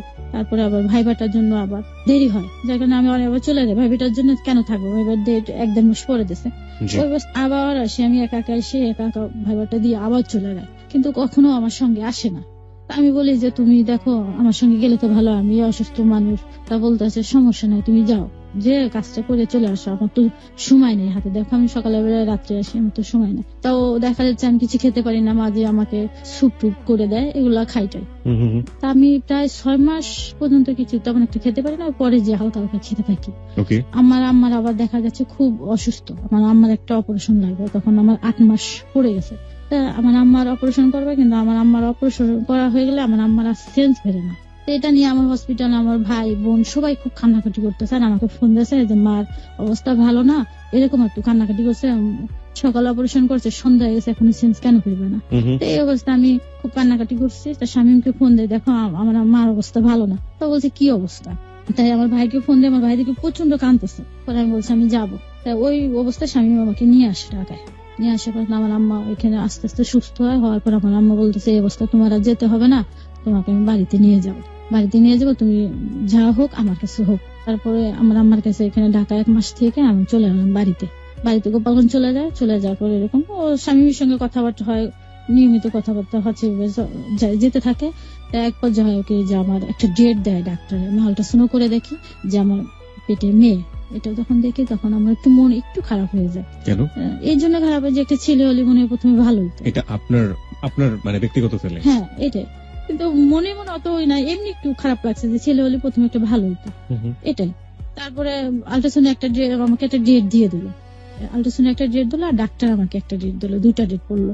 তার ডাক্তারের ডেট মতন আমার বাচ্চাটা না হয়ে আমি দেখা যাচ্ছে সময় পার হয়ে গেছে, ডাক্তারের ডেটটা চলে যাওয়ার পর আমার তেমন একটা খারাপও লাগে না কখনো। আর এভাবে খারাপ না লাগার কারণে আমার আম্মা বলতেছে কি যে ডেটটা চলে গেল, তাহলে তোমাকে আবার আল্ট্রাসাউন্ড করাই। ঠিক করা হলো যে কালকে যে আল্ট্রাসাউন্ড করবো। হঠাৎ করে আমি কাগজগুলো বের করলাম, ডাক্তারি কাগজগুলো বের করার পরে দেখি কি যে আবার ডেলিভারি ডেটটা সামনে রয়েছে। এটা যখন দেখি তো আমার আম্মাকে বলে মা আমি যেতাম না, যেহেতু সামনের ডেট আছে আমি যাব না এখন। তা এই জন্য যেতে চাইনি, আমার না লজ্জা করতো বাইরে বেরোতে, ওই অবস্থা রাস্তাতে যাবো এটা আমার খুব লজ্জা করে এটার জন্য। তা এভাবে আমি বাড়ি থেকে বাসার থেকে বেরোতাম না, যে সারাদিন শুয়ে বসে এভাবে কাটাইতাম। তো এক পর্যায়ে দেখা যাচ্ছে সেপ্টেম্বরের 4 তারিখে রাত্রে আমার প্রচন্ড পেইন ওঠে। ওকে। পেইন ওঠার পরে 4 তারিখে রাত্রে হালকা হালকা 5 তারিখ সারাদিন এরকম চলে যায়। পেইনটা এরকম দিন যখন যায় সারাদিন সারা রাত পেইন হতে থাকে, সকাল 10টার পরে আমার পেইনটা কমে যায়। তো আমাদের একটা নির্ধারিত নার্স রাখা ছিল, আর এই গ্রামের দেশে বলে না দায়ী, এই 2টা রাখা ছিল। তা তারা আমার সঙ্গে সঙ্গে থাকে। তাই পেইনটা সকাল 10টা পর্যন্ত আস্তে আস্তে কমে যায়। কমে গেলে পরে 15-20 মিনিট পরে যে আমার এক প্রচন্ড পেইন ওটা, যেটা আমি সহ্য করতে পারি না। তখন এটা জানার পর আমার ভাইকে ফোন দেওয়া হলো, ঢাকায় থাকে ভাই। তো ভাইকে ফোন দেওয়া হলো, আমার ভাইয়ের মাকে পর্যায়ে বললো তুমি এখন ওকে নিয়ে বসে আছো কেন, ক্লিনিকে নিয়ে যাও না কেন। তখন আমাকে ক্লিনিকে নিয়ে যাওয়ার পর দেখি পেইনটা কমে যায়, কিন্তু আবার 15-20 মিনিট পরে ওঠে, এত পেইন ওঠে যে আমি সহ্য করতে পারি না। এভাবে যেতে থাকে। আর ডাক্তার আল্ট্রাসাউন্ড করে দেখে যে আমার পেটের মধ্যে আমার বাচ্চাটা মারা গেছে। তো এটা আমাকে আর জানানো হয়নি। এটা যখন আমাকে জানায়নি, এটা আমার ভাই কাছে ফোনে জানাইছে, আমার আম্মা ওদের সবাইকে জানাইছে, কিন্তু আমাকে আর জানায়নি। না জানানোর পর আমি তো জানি যে আমার বাচ্চাটা হবে। তো ওই যে 4 তারিখে রাত্রে পেন হচ্ছে, 5 তারিখ সারাদিন চলে গেছে, আমার পেটের মধ্যে মৃত বাচ্চাটা রয়ে গেছে। এদিকে শামীমকে ফোন দেওয়া হয়েছে, তো শামীম আবার 5 তারিখে রাত্রে রওনা দিচ্ছে। তার আগে আমি বারে শামীমকে বলছি, দেখো আমার সময় যখন কাছে আসবে, ডেলিভারির সময়টা তুমি আমার কাছে থাকবা, যে তোমাকে দেখলে আমার অনেকটা সাহস থাকবে, এরকম আমি তাকে সবসময় বলতাম। একবার যে ও আমাকে বলে তুমি কখনো সিজার করবা না, এটা বলতো। দাদা আমার এই চিন্তা ভাবনা করছে সিজার করতে নিষেধ করছে, তা ওর কথা আমি পালন করি। যে কেন বলতো সিজার করবো না? বলতো যে পরবর্তী তোমার সমস্যা হয়ে যাবে, তুমি নরমালি বাচ্চাটা হওয়ার চিন্তা করো। আচ্ছা, পরবর্তীতে বেবি নিতে সমস্যা হবে, অন্য কোনো সমস্যা হতে পারে, এই জন্য আমাকে বলছে তুমি নরমালি বাচ্চাটা হওয়ার চিন্তা করবা, সিজার করবা না। আচ্ছা প্রিয় শ্রোতা, এখানে আমি একটু বলতে চাই যে ওনার হাজবেন্ড শামীম যেটা বলেছে সেটা ডাক্তারি ভাবে সত্য না মিথ্যা সেটা আমরা জাজমেন্ট করিনি, এটা তার ভাষ্য ছিল। সুতরাং যারা সিজারিয়ান বেবির কথা চিন্তা ভাবনা করছেন তারা এরকম নেগেটিভ ভাবে কোনো কিছু চিন্তা ভাবনা করবেন না। ইস দেয়ার ভার্স, এটা তারা ভাবে চিন্তা করছে, এটা তাদের চিন্তা ভাবনা, এটা ডাক্তারি ভাবে সত্য কি মিথ্যা এটা আমরা যাচাই করে দেখতে চাইনি। হ্যাঁ, তারপর ওই দিনকে পার হয়ে যায় 6 তারিখে রাত। আমার এত কষ্ট হয়েছে, আমি সারা 2 দিন কিচ্ছু খাই না, শুধু একটু পানি খাই, ওটা আবার বমি করে বের করে দেয়। আমি 2 রাত 2 দিন কিচ্ছু খাইনি। এবার আমার কষ্ট হয়, কষ্ট হতেই থাকে। তাই এটা দেখে আমার আম্মা সহ্য করতে পারে না। আমার সহ্য করতে না পারে কি যে তুমি আমার মেয়েকে বাঁচাও, আমি যদি আমার মেয়ে বেঁচে থাকে আমি ভবিষ্যতে আমার মেয়ে বাচ্চা পাবে, এটা বলে তো আমার মেয়েকে বলছে যে সিজার করে ফেলো। তো এটা বলার পরে তখন নার্স বলছে না সিজার করা যাবে না, আমার সমস্যা আছে এখন। কেন সমস্যা? না সমস্যা আছে, সিজার করলে ওর পরবর্তীতে সমস্যা হয়ে যাবে, এটা বেশি বাচ্চা নিতে পারবে না। যখন এটা বলে, তো পরের দিন আমার এক পরিচিত ভাই ছিল এখানে, যে আমাদের কাজ টাজ করতো। অনেকে বলে যে পানি পড়া দিলে নাকি ভালো হয়, এটাই। তা বলছে যে আমাকে একটু পানি পড়া দে, ওর ভালো লাগে নাকি, পেটের ব্যথাটা কমে নাকি, এটা বলছে। তো আমি বলছি যে তো ওনাকে একটু ডেকে নিয়ে আসো, ওনার সঙ্গে কথা বলবো। তো ডেকে আসলে আমি বলছি যে ভাই দেখেন, আপনি দেখেন তো পানি পড়া দিন আমার পেনটা কমে নাকি। তা ও তখন আমাকে বলে যে তোমার বাচ্চা তো মারা গেছে, তুমি এখন পানি পড়া দিয়ে কি করবা। যখন আমাকে কিন্তু জানানো হয় না, তখন ওটা শুনে আমি খুব কান্নাকাটি করি, এক প্রচন্ড কান্নাকাটি করে, কেন আমাকে জানানো হয়নি। তখন আমি চিন্তা করি যেহেতু আমি আর সিজার করতাম না, এটা যেভাবে হোক নর্মালি হোক। বহুত কষ্ট ওটা, আমাকে নর্মালি ডেলিভারি করাতে আর পারে না। তখন স্বামী ক্লিনিকে ও আসে, যখন আমি দেখে যে আর সহ্য করতে পারি না, সিজারের জন্য ওটিতে নিয়ে গেছে, তখন আমার বাচ্চাটা নর্মালি ডেলিভারি হয়ে যায়। ওটিতে যাওয়ার পরে নর্মালি ডেলিভারি হলো। ওকে, হওয়ার পরে বাচ্চাটা দেখে সবাই খুব কাঁদছে, আমার হাজবেন্ডও খুব কান্নাকাটি করে। তা আমাকে বাচ্চাটা দেখাবে না, আমি বললাম যে আমাকে একটু দেখো, তখন আমাকে একটু দেখায়। সবাই বলে যে তোমার ভুলের জন্য বাচ্চাটা আজ মারা গেল, আপনাকে ব্লেম করা হলো। পারিবারিক ভাবে যতগুলো ভুল হচ্ছে সবগুলোর জন্য আপনাকে ব্লেম করা হচ্ছে। এটাই আপনার ভুলটা কি বলতো ওরা এই বাচ্চাটার জন্য? যে আমাকে বলছে যে তুমি সিজার করলে তো বাচ্চাটা পাইতাম। তা আমি বলছি যে সিজার আর আগে যে সিজার করবো, আমার যেহেতু কোন রকম খারাপ লাগেনি কখনো, এই জন্য আমি বুঝতে পারিনি। আর আমার এই ধারণাটা কম ছিল। তা আমার শুধু বলে তোমার ওদিনকে আল্ট্রাসাউন্ড করতে নিয়ে যেতে চাইছি, তুমি কেন গেলো না। তা আমি পরে চিন্তা করে দেখলাম আসলে এটা আমারও তো ভুল। আমি যদি আল্ট্রাসাউন্ড করে দেখতাম আমার বাচ্চাটা কি পজিশনে আছে, তাহলে তো আমি করতে পারতাম যাই হোক একটা। তখন বলে যে বাচ্চাটা যেরকম হয়েছে এটা আসলে এরকম বাচ্চা আমরা কখনো দেখি নাই, খুবই সুন্দর হয়েছে নাকি বলে। বেবিটাকে কি করা হয়? বেবিটাকে দাফন করানো হয়। তখন পারিবারিকভাবে আপনারা দাফন করেন? ওকে। আমার ছোট ভাই আর আরেকটা ভাই ছিল, এরা দুজন দাফন করে। এবার যাই, আমি তো অসুস্থ থাকি, 1 সপ্তাহ 1.5 সপ্তাহ থাকে। তখন ছিল ঈদ, আবার ঈদের সময় ছিল। আমি তো মনে করছি যে আমার কোনো সমস্যা নেই, কিন্তু ওই যে আমার বাচ্চাটা হওয়ার জন্য ওরা আমাকে অনেক করছে আর কি। আমার পরে এক ধরনের ইন্টারনাল যে কাজগুলো করে ওটা করছে, করার পরে আমার অনেক সমস্যা হয়ে গেছে পেটের ভিতর। এটা তো বুঝতে পারিনি কখনো। এই সুযোগে এর মাঝখানে ঘটনা হয়ে গেছে, আমি যখন বাচ্চা হওয়ার জন্য আমার বাপের বাড়ি যাই, তখন আমার ননদ সাথে তার হাজবেন্ডের সমস্যা সৃষ্টি হয়ে গেছে। আমার শাশুড়ি কিন্তু কখনো আমার কাছে থাকেনি আমার বাচ্চার সময়। আমি যখন বাচ্চা হতে আমাদের বাড়ি চলে আসছি, তখন যেহেতু স্বামী একা একা থাকে, রান্না বান্না কে করে দেবে, আমার শাশুড়ি বাসায় থাকতো। থাকার কারণে আমার চাচাতো ননদটাকে স্বামী আবার এনে বোনের বাসায় রেখে দেয়। আমার ননদ আবার টিউশনি পড়তো। আমার নুন যেটা ওর উপরে একটা শারীরিক নির্যাতন চালায় আর কি। কি করে এটা যে চাচাতো বোনটাকে এনে দেয় তারপরে এটা নিয়ে একটু পারিবারিক ভাবে দ্বন্দ্ব সৃষ্টি হয়ে যায়। তাদের ফ্যামিলির সাথে ফ্যামিলির একটা দ্বন্দ্ব শুরু হয়ে যায়, যেটা বোঝা যায়। মেয়েটা বুঝতে পারেনি, পরে এক পর্যায়ে মাকে জানাই দেয়। জানাই দিলে এটা নিয়ে এক পর্যায়ে কথা কাটাকাটি হয়। কথা কাটাকাটি হলে তাই বাসাতে এটা নিয়ে ওই আমার শাশুড়ি প্লাস আমার নুনদে এটা অস্বীকার করে। আমার নুনদেটা যে আমি এই কাজ করি নাই, কিন্তু মেয়েটা ডাইরেক্টলি বলছে ওই আমাকে করছে। পর্যায়ে আমার শাশুড়িকে নিয়ে আমার নুনদেটা প্রমাণ দিতে গ্রামের বাড়িতে যায়। এই আমার ছোট ননদের হাজবেন্ড কিন্তু পর্যায়ে মেয়েটা প্রমাণ দিয়ে দেয়। প্রমাণ কিভাবে দেয়? প্রমাণটা এভাবে দেয় যে ওকে 2টা ট্যাবলেট কিনে দেয়, ওষুধ কিনে দেয়, যেটা যে তোমার যদি একটু না হয় তাহলে তুমি ওষুধ 2টা খাবা। তো ওষুধটা মেয়েটা রেখে দেওয়ার পর এটা নিয়ে প্রমাণ হয়। তখন তো এটা তো জানি না আমি, আমাকে জানানো হয়নি। এরা বলছে যে আমার শাশুড়ি প্লাস আমার ননদ বলছে এটা যেন বেটি না জানতে পারে। আমাকে বলছে না জানাইতে, স্বামীকে বলছে তুমি ও যেন জানতে না পারে। পরে স্বামী একদিন আমি হঠাৎ কথা বলতেছি ফোনে, তোর মনটা খুব খারাপ, আমি বুঝতে পারি ও যদি কোনো কিছু হয় আমি কেন যেন বুঝতে পেরে যাই। তো হঠাৎ ওর কনফিউশনে বলছে তোমার কি হয়েছে? না, বলছে কিচ্ছু হয়নি আমার। আমি দেখো আমি অসুস্থ মানুষ, তুমি আমার কাছে মিথ্যা কথা বলো না, তোমার কি হয়েছে বলো। তারপরে আমাকে ঘটনাটা বলে, এই ঘটনা। তো এই কারণে আমার ননদটা চলে আসে ওখান থেকে। স্বামীর সাথে একটা গেঞ্জামে সিলেট থেকে বলবো যে চলে আসে। এরকম 1-2 মাস থাকে। তা আমি আবার আমার যখন 40 দিন হয়ে যায় আমি আমার বাপের বাড়িতে চলে আসি। আমি দেখি আমার ননদ বাসায় এই অবস্থা। তো আমি এই বিষয়টা জানি, কিন্তু ওরা জানে যে আমি সম্ভবত জানি না জিনিসটা। আমিও কখনো তাদের জিজ্ঞাসা করি না, দরকার নেই আমার জিজ্ঞেস করা। পরে এটা ওদের পারিবারিক ভাবে একটা আলোচনার মাধ্যমে মিউচুয়াল করানো হয়। তাদের গার্জিয়ান প্লাস এদের গার্জিয়ান এনে এটা মিশাই দেয়। আমার ননদ আবার 2-3 মাস পরে বাসায় চলে যায়। কিন্তু এটা নিয়ে ওদের দুজনের মধ্যে দ্বন্দ্ব সৃষ্টি হয়ে যায়। আস্তে আস্তে দেখা যায় 2 মাস পর দ্বন্দ্ব সৃষ্টি হয়ে যায়। আর এক পর্যায়ে আমার ননদ আবার চলে আসে। পরে চিন্তা ভাবনা করে যে ক্ষমা টমা চায়। দেখে আমার ননদের পাটা ধরে ঝুলে থাকে যে তুমি আমাকে মাফ করে দাও, এরকম ভুল আর করবো না। স্বামী প্লাস আমার শাশুড়ি ওরা চিন্তা ভাবনা করলো তাহলে একসাথে বাসা নিই। আবার হ্যাঁ, একসঙ্গে বাসা নিলে জিনিসটা ঠিক হয়ে যাবে। সিলেট থেকে ওরা মৌলভীবাজারে চলে আসুক।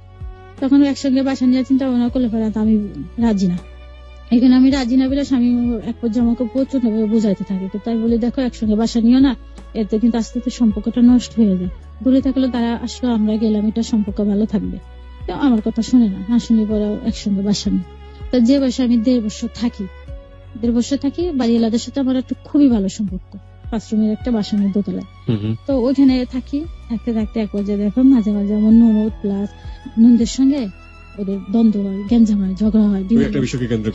কেন্দ্র করে দেখা যাচ্ছে ননদের মনের মধ্যে একটা ফাঁকা, যে আমার হাজবেন্ড এরকম করলো, এনে গ্যাঞ্জাম ট্যাঞ্জাম হলে পরে দেখেন আমি আর শামীম টিভি দেখতেছি, আমার শাশুড়ি আসতে শামীমকে ডেকে নিয়ে চলে যায় যে বেটা বলে ডাকতো, বেটা আয় দেখে কি হচ্ছে দেখ।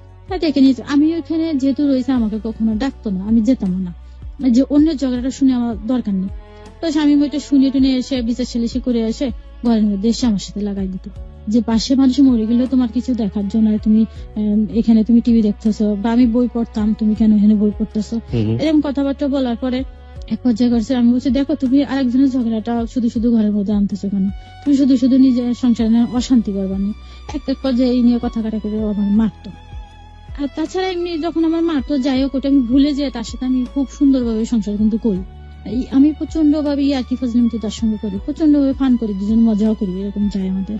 তো এভাবে এরকম হয় কেন ওদের হয়, কিন্তু ওই জ্যাসটা স্বামী এসে আমার উপরে খাটায়, এভাবে চলতে থাকে। এভাবে দেখা যায় 2-3 বার এরকম সংসার হয়। তা আবার একদিন ওরকম যে ওদের দুজনের মধ্যে গ্যাঞ্জাম হয়েছে স্বামী স্ত্রীর মধ্যে, ওইরকম আমার শাশুড়ি আবার স্বামীকে ডেকে নিয়ে গেছে। ডেকে নিয়ে যাওয়ার পরে আমাকে আর বলিনি ওই বিষয়টা নিয়ে। আমার হাজবেন্ড আবার আমাকে মারছে, মারার পরে এখন আমার ননদ চিন্তা করছে তার হাজবেন্ডকে ছেড়ে দেবে, তার সংসার আর করবে না।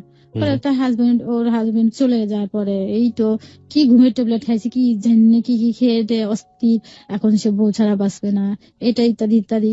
প্রায় 10-12 দিন ভিন্ন রয়েছে জামাই থেকে, কিন্তু জামাই পাগল হয়ে গেছে বউকে নেওয়ার জন্য। এইভাবে করার পরে তার লোকজন ডাকানো হয়েছে যে একটা সালিশি বিচার যেটাকে বলে। সেই ঘটনার সাথে আপনার ঘটনার কোনো রেশ বা কোনো যোগাযোগ আছে? আচ্ছা ঠিক আছে। তারপরে এভাবে করার পরে এক পর্যায়ে হওয়ার পরে ওরা বিচার সালিশি করতে আসবে লোকজন, তো ওই দিনকে বিচার শেষে যেহেতু স্বামী ওদের বিষয়টা নিয়ে আমাকে মারছে, মারার পরে আমি কিছু বলিনি। আর এই যে এত সব ঘটনা ঘটে কখনো আমার সংসারে কিন্তু আমি জানাই না, আমার বাপের বাড়ি ভাই বোন কারো কিছু আমি কখনো জানাই না, জিনিসটা না এইভাবে থাকে। তো ওই যে আমার চাচা শ্বশুর আসছে, আমার উকিল বাপ ছিল, উকিল বাপ আসছে, আর আমার ফুফুর শাশুড়ি এরা আসছে বিচার করতে, ওদের বিচারটা করতে এসে তো ওদের কাছে আমার বিষয়টা, আমার যে মারছে এটা নিয়ে নালিশ এসেছে আমার শাশুড়ি তাদের কাছে। তারপর ওরা আমার ফুফুর শাশুড়ি এসে জিজ্ঞেস করতেছে যে কি হয়েছে, তোমার মন খারাপ? আমাকে না ফুফু কিচ্ছু হয়নি। তা না কি হয়েছে তোমার মন খারাপ? আমাকে না ফুফু কিচ্ছু হয়নি, এমনি ভালো লাগছে না, আমি শুয়ে আছি। ও এর আগে একটা কথা বলতে হবে, এর আগে দেখা যাচ্ছে যে আমার যে বাচ্চাটা হয়ে মারা যায় 10 মাস পরে আবার আমার কনসেপ্ট করে। 10 মাস পর কনসেপ্ট যখন করার পরে আমার বাচ্চাটা ঠিক জায়গায় না আসে, এটা ওভারিতে চলে যায়। ওকে, বেবি টিউবে না থেকে সেটা ওভারিতে চলে যায়। হ্যাঁ, লেফট সাইডে মানে বাঁ সাইডে ওভারিতে চলে যায়। চলে যাওয়ার পরে এটা আমি এরকম আমার কেমন যেন লাগে, একটু ভিন্ন ভিন্ন ধরনের লাগে, যে আমার আগের বেবিটা থাকা অবস্থা এরকম ছিল না, আর এটা একটু অন্যরকম লাগে। তা আমি স্বামীকে জানানোর পরে না এরকম হতে পারে তোমার। তা অন্য দিক দিয়ে সমস্যা হয়, আমার শারীরিক দিক দিয়ে সমস্যা দেখে আমি স্বামীকে জানাই, ও ডাক্তারের সাথে আলাপ করার পরে বলে ডাক্তার বলে এরকম অনেক সময় হতে পারে মেয়েদের। তো এরকম হওয়ার পর আমি এখানে একজন মহিলা ডাক্তারে দেখানোর পরে যদি এরকম হয় আপনাদের, তাহলে আপনি একটা আল্ট্রাসাউন্ড করে দেখতে পারেন। তখন আমি আল্ট্রাসাউন্ড করে দেখলাম যে এটা ওভারিতে চলে গেছে। উনি বলছে কি যে এটা যদি আপনারা অপারেশন করে না ফেলেন ওনার জন্য সমস্যা হয়ে যাবে, ওনার জীবনে একটা রিস্ক হয়ে যাবে। তখন এটা আমার ভাইয়ের সঙ্গে ফোনে আলাপ করলাম, যেহেতু আমার ভাই হসপিটালে চাকরি করেন, ওনাকে জানানো হলো। জানানোর পরে ঠিক আছে, তো ওকে নিয়ে আসো, এটা আমরা ল্যাপারোস্কোপি করে ঠিক করব। তা ওই দিনকে রাত্রে আমি তো খুব কান্নাকাটি করলাম যে আমার ভাগ্যটা এতই খারাপ যে আমার বাচ্চাটা হয়ে আবার নষ্ট হয়ে গেল, আবার এই একটা এরকম, আমি খুব কাঁদতেছি। কান্নাকাটি করার পরে রাত্রে গাড়িতে আমরা চলে আসলাম ঢাকায়। মানে এই হসপিটালে ক্লিনিকে টেস্টের জন্য আমাকে সারাদিন ওই অবস্থায় দৌড়ে পড়ে রাখা হলো। আপনি ঘটনাটা যে জায়গাটা ছেড়েছিলেন ওখানে কিন্তু আবার ফিরে যেতে হবে। হ্যাঁ, তাই এটা এইভাবে করতে থাকার পরে আমাকে ডাক্তার বললো যে এখানে এসে আবার 2টা টেস্ট করা হলো, আবার আল্ট্রাসাউন্ড করা, যে ওই রিপোর্টটা হয়তো ভুল হতে পারে। পরে দেখে না যে একই সমস্যাটা একই। তা বলছে দেখি আমরা ল্যাপারোস্কোপি করে এটা ঠিক করাতে পারি কিনা। তা যে পজিশনে আছে এটা ল্যাপারোস্কোপি করানো যাবে না।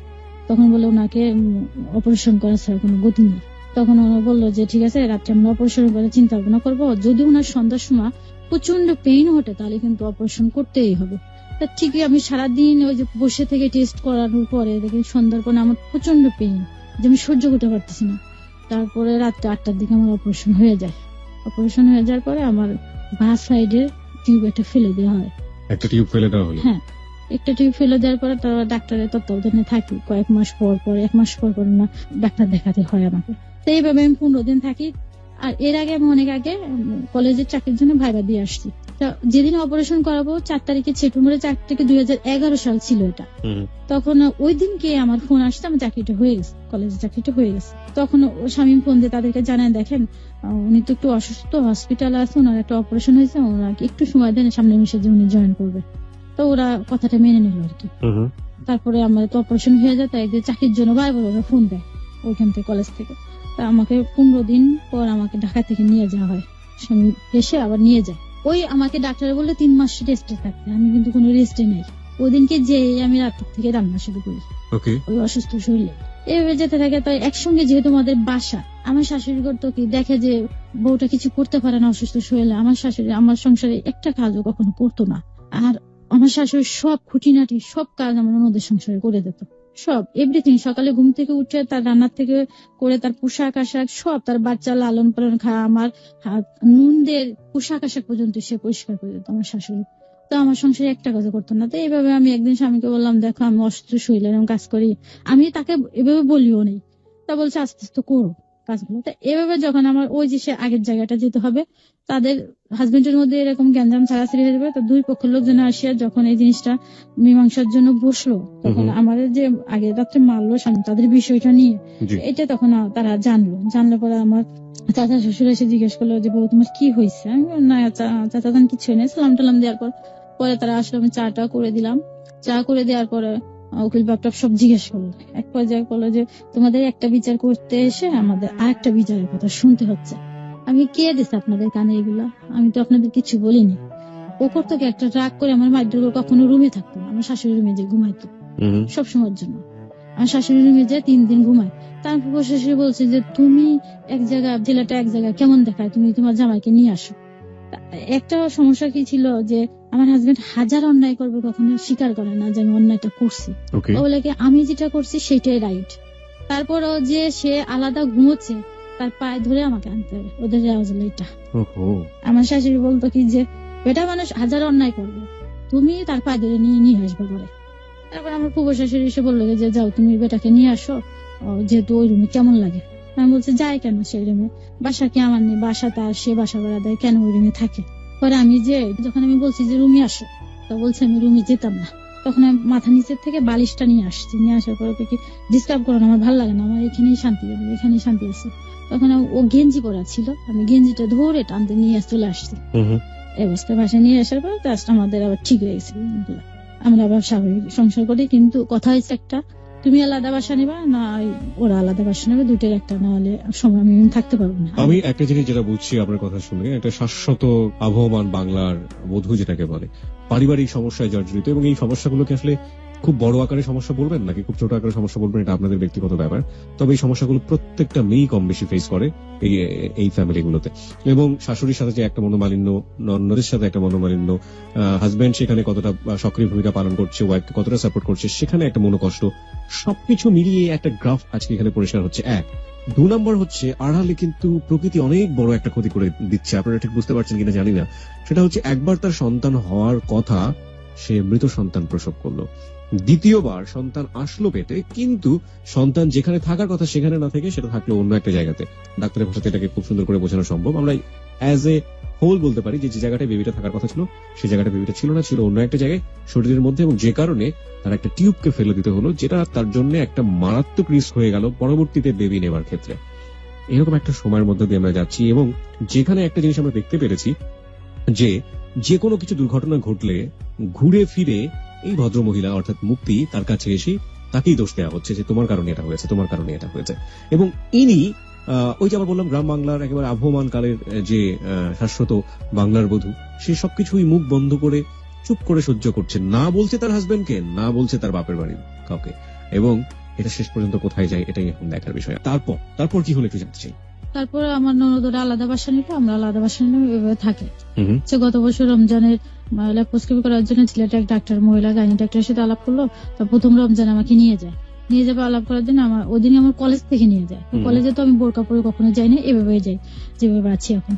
তো ও তখন আমাকে বললো কি যে চলো আমার আরেক ননদের বাড়িতে, সিলেট, ওদের বাড়িতে ওইখানে ছিল।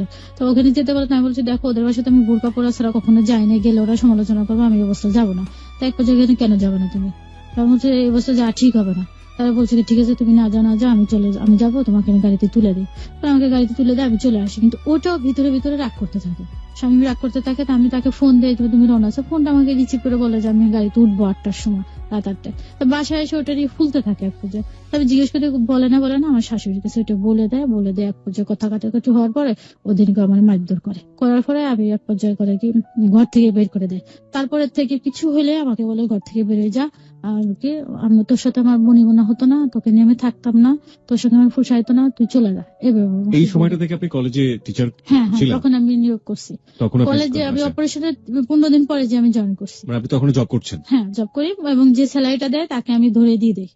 এভাবে চলতে থাকলে পরে যে বাড়িতে পরে বাসা নিলাম, বাড়িওয়ালারই আরেকটা রুম, বাড়িওয়ালা বললো আমাদের এই রুমে থাকো, কিন্তু গ্যাস ছিল না বাসায়, সিলিন্ডার ইউজ করতো। তো যার কারণে আমরা সেই প্রথম যে বাসাতে ছিলাম মৌলভীবাজারে, সেই বাসা আবারও ভাড়া নিলাম। দেখা যাচ্ছে আমাদের সংসারে ভালোই চলে, আমি খুব তার সাথে ফান করি, মজা করি। দেখা যাচ্ছে আমি যদি ওকে বলি যে তুমি আমাকে একটু কোলে নাও, ও কোলে নিয়ে আমার এই রুম থেকে ওই রুমে যায়।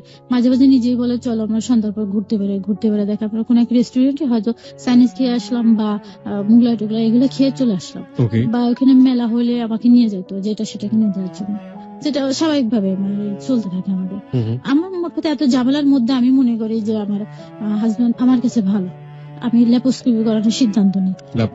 হ্যাঁ ল্যাপ্রোস্কোপি করার সিদ্ধান্ত নিলে আমি টাকাটা ম্যানেজ করতে, তখন আমি তাকে বলে দেখো তুমি আমার কাছে 3 মাসের টাকাটা নিও না, 3 মাসের টাকাটা না নিলে আমার এটা অপারেশন করতে প্রায় 30-35 হাজার টাকা খরচ যাবে, এটা আমার টাকাটা ম্যানেজ করতে হবে। আমি আবার বাসা ভাড়া দিই। চাকরিটা হওয়ার পর তো তোমার স্বামী বাসা ভাড়াটা দিই। তা দেওয়ার পরে বলছে কি যে কেন দিবা না কেন, আমি কিভাবে দেবো বাসা ভাড়া এতটা, কিভাবে টানবো সংসার করে বাসা, আবার ওদিক দিয়ে আবার ওই চাকরিটা ছেড়ে দিয়ে নিজে ব্যবসা করতে থাকে। তারপরে দেখা যাচ্ছে ল্যাপারস্কোপি করার জন্য আমি হালকা হালকা টাকা জমাই আর কি, জমাই আর ওদিকে বাসা ভাড়াটা আমি ঠিকভাবে দিয়ে যাচ্ছি স্যালারি থেকে। তাই কিছু টাকা নিয়ে আমি ঢাকায় আসি, প্রায় 10,000 টাকা মাত্র। নিয়ে আসার পর আমার আম্মাকে ভাইকে বলি, ভাইকে বললে পরে আমার আম্মা ভাই বাকি টাকাটা আমাকে দেয়, প্রায় 35,000 টাকা আমার খরচ যায়। এখন আমি ল্যাপারস্কোপি করাবো, আমাকে কিন্তু তুলে দেয় আমার আপা, বড় আপা আনতে যায়। ও অপারেশনের সময় আসবে না। যখন আসবে না তো আমি বললাম তুমি আমার স্বামী, তুমি আসবে না, ডাক্তারটা বারে বারে তোমাকে খোঁজে, মহিলা যে ডাক্তার উনি ওকে বারে বারে খোঁজে। যে কথা ওকে বলা যায় সে কথা তো আমার ভাইকে বলা যায় না, বড় ভাইকে বলা যায় না। তো অনেক সময় দেখা যায় আমার ভাইয়ের সামনে এমন একটা ডাক্তারের কথা বলে আমি খুব লজ্জাবোধ করি আর কি। তো ওকে এই কথাগুলো বলেও আসবে না। তখন আমার বর্ণনাটা আমাকে ফোন দিয়ে বলে যে তোমার অপারেশন। তখন আমি ফোনে একটু কাঁদলাম যে আমি অপারেশন করবো, ডাক্তারে শুধু হাজবেন্ড খোঁজে কিন্তু আমার হাজবেন্ড ডাক্তারের পায় না। পরে এটা আমার সম্ভবত বড়টা বুঝাইছে, ওকে বোঝানোর পরে আমি বলতেছে যে ঠিক আছে আমি আসবো কিন্তু আমার কাছে কোনো টাকা নেই। যখন এই কথা বললাম তো আমি বলছি তুমি টাকা ম্যানেজ করে আসো, অন্য কাজের সময় তো তুমি ঠিকই টাকাটা ম্যানেজ করতে পারো, এখন তুমি পারবা না। তখনও 5,000 টাকা ধার করে নিয়ে আসে। এসে আমাকে বলতেছে অপারেশনের দিন আমি যখন অপারেশন করতে যাবো, ল্যাপারস্কোপিটা করাবো, তখন আমার বলতেছে এই টাকাটা কিন্তু তুমি যেয়ে দিয়ে দেবা। আমাকে বলতেছে মানে এসেই এসব কথা না, এসে অন্য কথা ভালো মন্দ বলার পরে এসব কথা। আমি রাজি হয়েছি, ঠিক আছে তোমার টাকা আমি দিয়ে দেবো, 5,000 টাকা নিয়ে আসছো আমি দিয়ে দেবো। তা এই যে আমি অপারেশনটা করছি, ল্যাপারস্কোপিটা করাইলাম প্রাইভেট ক্লিনিকে, এখানে 35,000 টাকা খরচ, ওর মধ্যে আমার হাজবেন্ড আমাকে 1 টাকাও দেয়নি।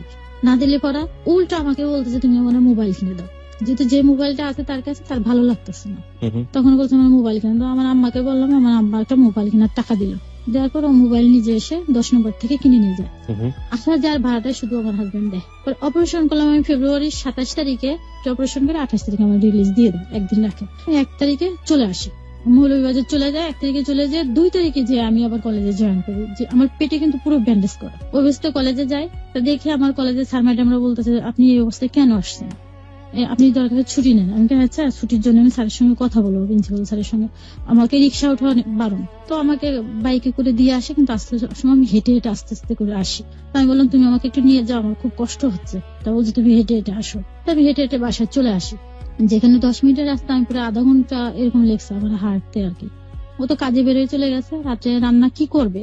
3 দিন আবার আমার শাশুড়ি রান্না করছিল। আমার শাশুড়ি কিন্তু কখনো সংসারের কাজ করে না, ওনার ব্যক্তিগত কাজ ছাড়া।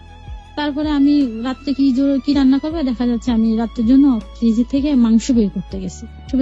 ওই জিনিসটা মাংসটা আমি ফ্রিজে যে পাই না। যখন পাইনি তা আমি এবার জিজ্ঞেস করলাম, আমার শাশুড়ি নামাজ পড়তে আছে, আমি বললাম যে মা মাংসটা কোথায়। তা বলছে তুমি যাওয়ার পরের দিন আমি রান্না করে খেয়ে ফেলছি। তা আমি বলার মধ্যে বললাম যে আমি না 1.5 কেজি মাংসটা রান্না করে রেখে গেলাম, যেহেতু আমি 1 দিন আছি মাঝখানে। তো এই কথা বলার পর আমি ভালো মন্দ কিচ্ছু বলি না। আমার শাশুড়ি আমার বেশ কয়েকটা কথা শোনাইলো। শোনানোর পরে আমি বসে আছি। তা রাত্রে স্বামী আসার পরে স্বামী বলতেছে তোমার মন খারাপ কেন। আমি বলছি আমার কিছু হয়নি। তারপরে কি যে না তোমার মন এরকম। আমি কলেজের গল্পগুলো করতেছি যে কলেজে আজকে এরকম হলো, প্রতিদিনই গল্প করতাম কলেজেরটা এসে।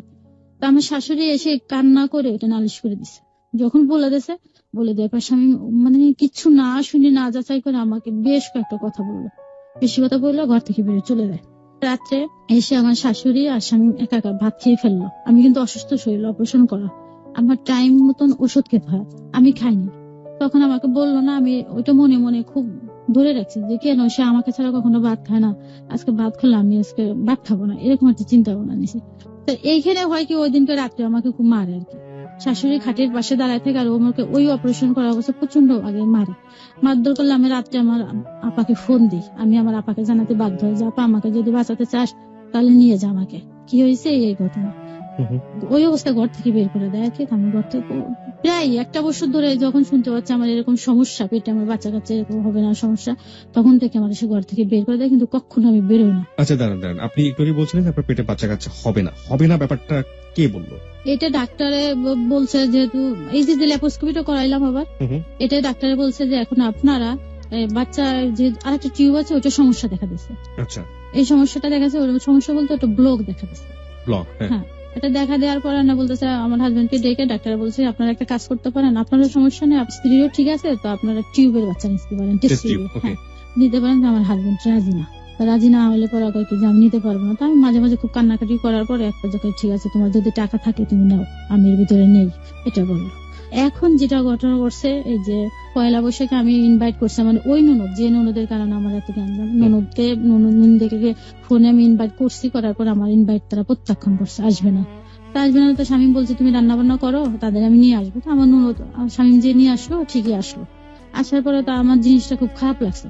তো বাসায় যখন আসে আমি গেটটা খুলে দেওয়ার পরে ভিতরে আমি তাকে বসতে বলি, কিন্তু আমার কথা কোনো উত্তর বা কিচ্ছু করলো না, বসলো না। না বসার কারণে জিনিসটা আমার খুব খারাপ লাগছে। তারপরে আমি টেবিলে ভাত দিয়ে ওকে ডাকছি যে তুমি আফসানা খেতে ওঠো। ও আমার কথা খাইলো না, কিন্তু আমার শাশুড়ি যে বলছে সঙ্গে সঙ্গে ও খায়। তো এই জিনিসটা আমার খুব খারাপ লাগছে। আমি তাকে ইনভাইট করলাম, আমারটা প্রত্যাখ্যান করলাম, আমি খেতে বললাম, বসতে বললাম, কিছুই আমারটা শুনলো না। এটা খুব খারাপ লাগছে। তা দেখা যাচ্ছে প্রথম রোজায় আমি ক্লাস করাচ্ছি, টাইম এরকম 12টার পরে। ক্লাস করার পর হঠাৎ একটা ফোন আসছে আমার মোবাইলে। ফোন আসলে পরে দেখে আমার ননদটা ফোন দিচ্ছে, ওই নামাজটা আমাকে বলতেছে যে তুমি বাসায় না কলেজে। ভালো মন্দ কোনো সৌজন্যবোধ নেই, প্রথমে বললো তুমি বাসায় না কলেজে। তা আমি বললাম আমি কলেজে। তা বলতেছে যে বিকালে আম্মার সঙ্গে আইসো, বাসায় আইসো, এটা আমাকে বললো। এটা যখন বললো তখন আমি বললাম যে আমার শরীরটা তো আসলে বেশি ভালো না, আমি বলতে পারি না। পরের দিন আবার আমার শ্বশুরের যে মৃত্যুবার্ষিকী, ওটার জন্য আয়োজন করতে হবে।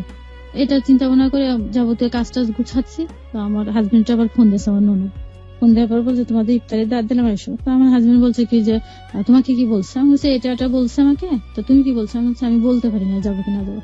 এটা বলার সঙ্গে সঙ্গে কেন যাবো না তুমি, তোমার যেতে হবে আনতেন, তুমি যাবো না কিনা? আমি বলছি যে আমি যাবো না, আমার শরীরটা ভালো না। তোমার শরীর ভালো না, তা কাজ করতেছো কেন? আমি তো কাজটা তো আমার করতে হবে, আমি ছাড়া কে করবে কাজ? এটা যখন বললাম আমার হাজবেন্ড আমার চেয়ার দিয়ে বাড়ি ছাড়ছে। বসার চেয়ার ছিল, ওটা দিয়ে বাড়ি ছাড়ছে। আমার শাশুড়িটা চেয়ারটা ধরে ফেলছে। তারপর ওখানে বাড়ি দিতে পারে না, আমার শাশুড়িকে নিয়ে ও করছে ননদের বাসায় চলে গেছে। আর আমি একা একা বাসায় কান্নাকাটি করে ইফতারি টিফতারি আয়োজন করে বের হয়েছি। আমি শুধু কাঁদলাম যে গত রমজান আমার শান্তিতে একটু রোজা থাকতে দিল না, এভাবে সেটা করলো। এই জিনিসটা ওর ভিতরে রেখে দিছে। তারপরে তো স্বাভাবিক আমি কথাবার্তা করে থাকি। এরপরে দেখা যাচ্ছে রাগ করে রাত্রে, রোজার দিন প্রথম রোজা আমি ক্লান্ত হয়ে পরে ঘুমিয়ে পড়ছি। তা দেখি যে 12টার দিকে ঘুম থেকে উঠে দেখি কি আমার শাশুড়ি রুমে যে ঘুমায় আছে। আমি তাকে ডেকে বললাম যে তুমি এখানে ঘুমিয়েছো, পাশের রুমে যে ঘুমাও, আর করো তুমি খাবা না রাত্রে? আমার কথা কিচ্ছু বললো না, ভালো মন্দ না বলে ওই রাত্রে চলে গেল। পরের দিনকে কি মনে ভেবে বিছানা না এসে শুইছে। রুমে এসে শোয়ার পরে মাঝখানে কোলবালিশটা দিয়ে ওর সাইডে ও, আমার সাইডে আমি, দুইজনে শুয়ে আছি। কিন্তু কেউ কারোর সঙ্গে কথাটা তো বলে না, বা কেউ কারোর টাচও করি না, আমরা এভাবে রয়েছি। এভাবে যার পর দীর্ঘ প্রায় 12-13 দিন চলে গেছে। হঠাৎ করে আমার পেটের মধ্যে একটু পেইন করতেছে। তাই আমি বলছি কি দেখো না, আমার পেটে না হঠাৎ পেইন করে। ভালো মন্দ কিচ্ছু বললো না। না বলার পরে বলছে যে কদিন আসো চুপচাপ করে থাকো, এই কথাটা হঠাৎ আমাকে বললো। তো বলার পরে আমি কিছু কেন, তারপর আমি কিছু না বলে আমি ফ্লোরে বিছানা করে নিচে ঘুমাইতে যাই। তো এইভাবে ঘুমাই, এভাবে চলতে থাকে। ও আলাদা থাকে, আমি আলাদা থাকে। দীর্ঘ 13 দিন এভাবে আমরা আলাদা থাকলাম। হঠাৎ একদিনকে ওকে আমি ফোন দিছি, আমি প্রচন্ড পেইন করার পর আমি বলতেছি দেখো তুমি কোথায়? তা বলে কি জন্য ফোন দিচ্ছ সেটা বল। তা আমি বলছি কি যে তুমি কি দূরে না কাছে? তো বলছে আমি দূরে। তো আমি আর জিনিসটা বলিনি। না বললে রাত 10টার সময় বাসায় আসছে। আসার পরে এসে টাকা গুনতেছে, টাকাটা বের করে টাকাগুলো গুনতেছে। গুনার পরে এসে আমি বলছে আমাকে ভাত দাও। তা আমি বললাম যে টাকাটা আমি যে ধরছি, আমাকে বলছে তুমি টাকা পয়সা ধরে ইয়ার্কি করবে না আমার সঙ্গে। আমার কোনো বউ নেই, আমার মা আছে, বোন আছে, আমি তাদের জন্য সবকিছু করতে হবে। এটা যখন আমাকে বললো, বলার পরে তারপরে আমাকে বলছে ভাত দাও। আমি রাতে ভাত দিলাম, 10টা বেজে গেছে তখন। ভাত দেওয়ার পরে আমি বলছি কি দেখো আমার শরীরটা না ভালো না, হঠাৎ খুব পেইন করে আমার। তখন আমাকে বলে যে সিম্পিতি নেওয়ার চেষ্টা করো না, আমার কোনো বউ নাই, তুমি কি মনে ভাবছো এই কথা বলে কি তুমি আমার মন জয় করতে পারবা নাকি? তোমার সাথে আমার ফুসাইতো না, আমি উকিলের সাথে কথা বলবো, তোমার মতন তুমি, আমার মতো আমি, তুমি আমার ঘর থেকে বেরোয় যাও। এটা যখন বললো, বলার পরে লোকজন ডাকো, এটা আমাকে বললো। তখন আমি বাড়িওয়ালাদেরকে ডেকে নিয়ে আসলাম। কি হয়েছে জিনিসটা শুনলো। শোনার পরে বলতেছে যে হ্যাঁ ও যেটা বলছে সেটা ঠিক আছে কথাবার্তা, কিন্তু ওকে নিয়ে আমি থাকতাম না, ওর সাথে আমার আর চলতো না। তা এই কথা বাড়িয়ে ওরা বুঝাচ্ছে যে শামীম দেখো মানুষের সংসারে প্রতিটা সংসার টুকিটাকি জিনিস হয়, তুমি সেটা ধরে রাখবা, এইভাবে করো কেন? তা বলতেছে না আমি ওকে নিয়ে সংসার করতাম না। আমি আবার বলছি তোমাকে আমি ছাড়তাম না। যখন আমি এটা বলছি, বলার পরে আমাকে রান্নাঘরের থেকে বটিটা নিয়ে আসছে। বটিটা নিয়ে এসে আমাকে মানে একটা বকা দিয়ে বলতেছে তোকে মেরে ফেলবো। যখন এটা বলছে আমার বাড়ি এলিয়ে আপা যে বটিটা ধরে ফেলে দিয়েছে।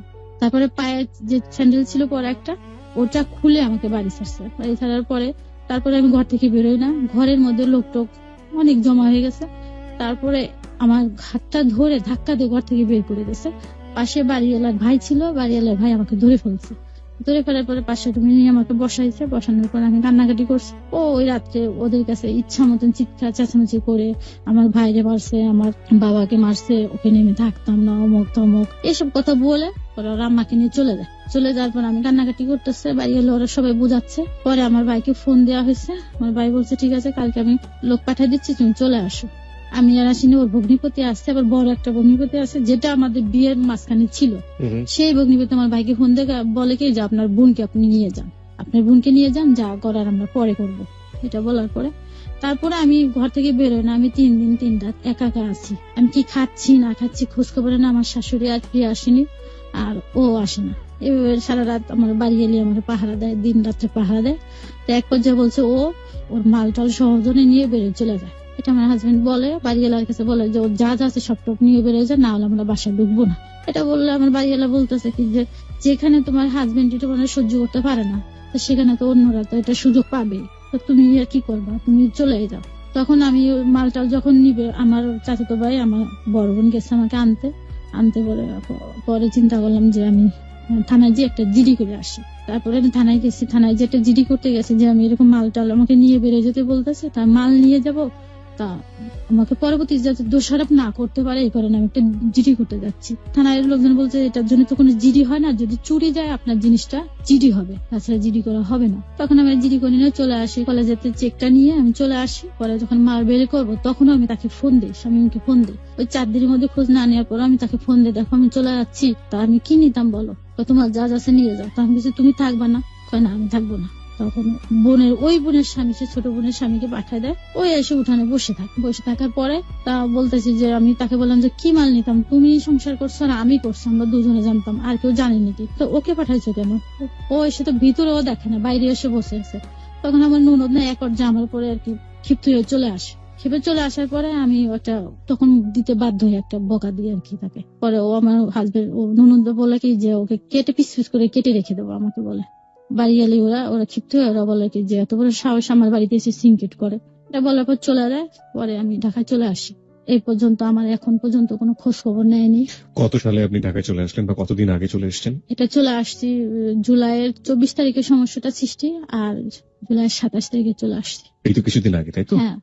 আমার কিছু কোশ্চেন আছে। প্রথম কোশ্চেনটা হচ্ছে আপনি কলেজের জবটা কি করেছেন, ছেড়েছেন না? কলেজের জবটা পরে ওরা কলেজ থেকে আমাকে ফোন দেয়, যেহেতু বন্ধু ছিল। আপনি ছেড়েছেন না? কেন ছেড়েছেন? ছেড়েছি যেখানে মৌলভীবাজার থাকার আমার জায়গা নেই, একা একা একটা মেয়ের পক্ষে থাকার সমস্যা, সম্ভব না। আপনার আরো 2টো জব ছিল, সেগুলো আপনি আপনার ফ্যামিলি মেইনটেইন করতে গিয়ে সেগুলো আপনি ছেড়ে দিয়েছেন। হ্যাঁ। এখন আপনার বয়স 33, যেটা আপনি অনুষ্ঠানের শুরুতে বলছিলেন। রাইট নাও আপনার প্রকৃতি প্রদত্ত যে সন্তান ধারণ ক্ষমতা, সেটাও অনেকখানি বলতে পারি যে 95% হচ্ছে রিস্কে চলে গিয়েছে, এবং বাকি 5% উপরওয়ালা যদি চাই তাহলেই সম্ভব, নইলে সম্ভব না। আর এখন আপনার জায়গাটা থেকে আপনি কি করতে চাচ্ছেন? আপনার হাজবেন্ড কি চাচ্ছে? আপনার হাজবেন্ড চাচ্ছে সেকেন্ড ম্যারি করতে, মানে দ্বিতীয় বিয়ে করতে। সে তো আমাকে সবসময় বলছে এটা, সে আমার যখন জানতে পারছে যে আমার বাচ্চা কাচ্চা হওয়া একটা রিস্ক, তখন থেকে আমাকে প্রায় এসে বলছে দেখো সবাই আমাকে বলে যে তোমার আর কবে বাচ্চা হতো স্বামী, তোমার তো বয়স বেড়ে যাচ্ছে, আর বাচ্চা কাচ্চা কবে হতো। তখন এইগুলো সময় শেয়ার করতো, শেয়ার করার পরে আমি বলতো যে আমি বিয়ে শাদী করবো। আমি বলছি ঠিক আছে তুমি বিয়ে করো, আমার কোনো আপত্তি নাই, আমি তো আমি চাকরি নিয়ে থাকবো। ওই বলতো যে আমি তাকে নিয়ে বাসায় রেখে দেবো আর বাড়িতে রেখে দেবো, তুমি বাসায় থাকলা।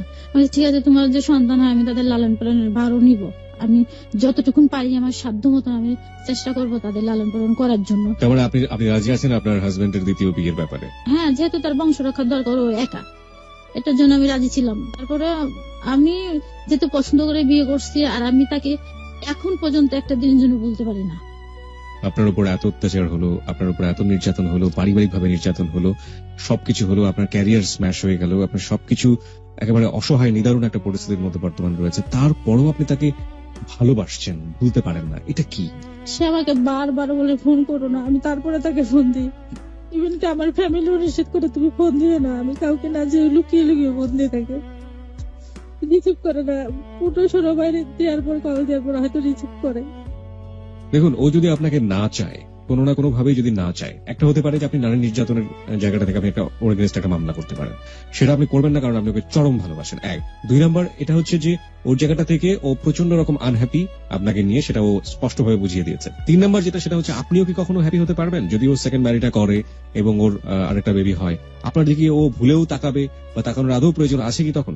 না, এখন আমি চিন্তা করি আমি তো একটা মেয়ে মানুষ, আমি চাই না আমার জীবন একটা কলঙ্ক আসুক। এটা হচ্ছে আমার। আপনার জীবনে কলঙ্ক আসুক মানে হচ্ছে আপনি যেটা মিন করছেন যে আপনার হাজবেন্ড যদি আপনাকে ডিভোর্স দিয়ে দেয় বা আপনি যদি ডিভোর্স দিয়ে দেন, তাহলে আপনার জন্য একটা লেভেল হয়ে যাবে, সেটা হচ্ছে যে আপনি ডিভোর্সি, তাই তো? হ্যাঁ, কারণ প্রিয় শ্রোতা, সমাজে- নোট অন দ্যাট পয়েন্ট, একজন শিক্ষিত নারী যিনি মাস্টার্স পাস এবং যিনি কলেজে অধ্যাপনায় নিযুক্ত ছিলেন একটা পর্যায়ে, ছাত্রছাত্রীদের শিখিয়েছেন, প্রত্যেকটা মেয়েকে এই জাতীয় কথা বলেছেন যে নিজের পায়ে দাঁড়াতে হবে, মেরুদণ্ড শক্ত করতে হবে, তুমিও মানুষ। সেই মানুষটাও সমাজে একেবারেই নিরুপায় এবং সেও চায় না যে কলঙ্কের তকমা যেটাকে বলি আমরা সেটা গায়ে লাগাতে। This is the hard reality, this is life. আমরা এটাই বলতে চেয়েছি আজকের হ্যালো 8920-তে। আপনি যে ছোট ছোট ঘটনা শুনলেন, যে ঘরের মধ্যে মারামারি হচ্ছে, ঘরের মধ্যে চিল্লাচিল্লি হচ্ছে, ঘর হাজবেন্ড মারছে, ও শাশুড়ির এগেনিস্টে এই ধরনের কথা বলছে, ননদের এগেনিস্টে সব কথা বলতে বলছে, এইগুলা চিরন্তন বাংলার আবহমান কাহিনী। কিন্তু এই গল্পটা হ্যালো 8920-তে কেন উঠে আসলো? উঠে এসছে এই কারণে যে তিনি একজন শিক্ষিত নারী, তারপরও তিনি পারছেন না, 3-3টা জব তিনি ছেড়েছেন পারিবারিক টানাপোড়েনের কারণে, এবং তারপরেও তিনি এমন একটা জায়গায় দাঁড়িয়ে আছেন যেখানে দাঁড়িয়ে থাকে তার গায়ে রীতিমতো হাত তুলছে প্রতিনিয়ত সেই স্বামীটাকেই তিনি একের পর এক লাভ করে যাচ্ছেন, এবং সে শেষ পর্যন্ত গায়ে ওই কলঙ্কের তকমাটা লাগাতে চায় না। আমি আপনাকে একদম ফুললি একটা কথা বলি, আপনাকে আমাদের লিসনাররা কি বলবে না বলবে সেটা তাদের উপরে আমি ছেড়ে দিলাম। আপনার কি মনে হয় যে আপনি নিজের প্রতি অবিচার করছেন? এটা তো আমি প্রতিনিয়ত করি। দেখা যাচ্ছে আমি ঠিক মতো খাই না, আমার খেতে ইচ্ছে করে না, আমি খেতে বসলে ভাতটা মাখিয়ে ফেলে দিই, আমি ঘুমাইতে পারি না, তখন আর সহ্য করতে পারি না, আমি ঘুমের ওষুধ খেয়ে খেয়ে ঘুমাই। এখন আমি একটা রাতও ঘুমাইতে পারি না।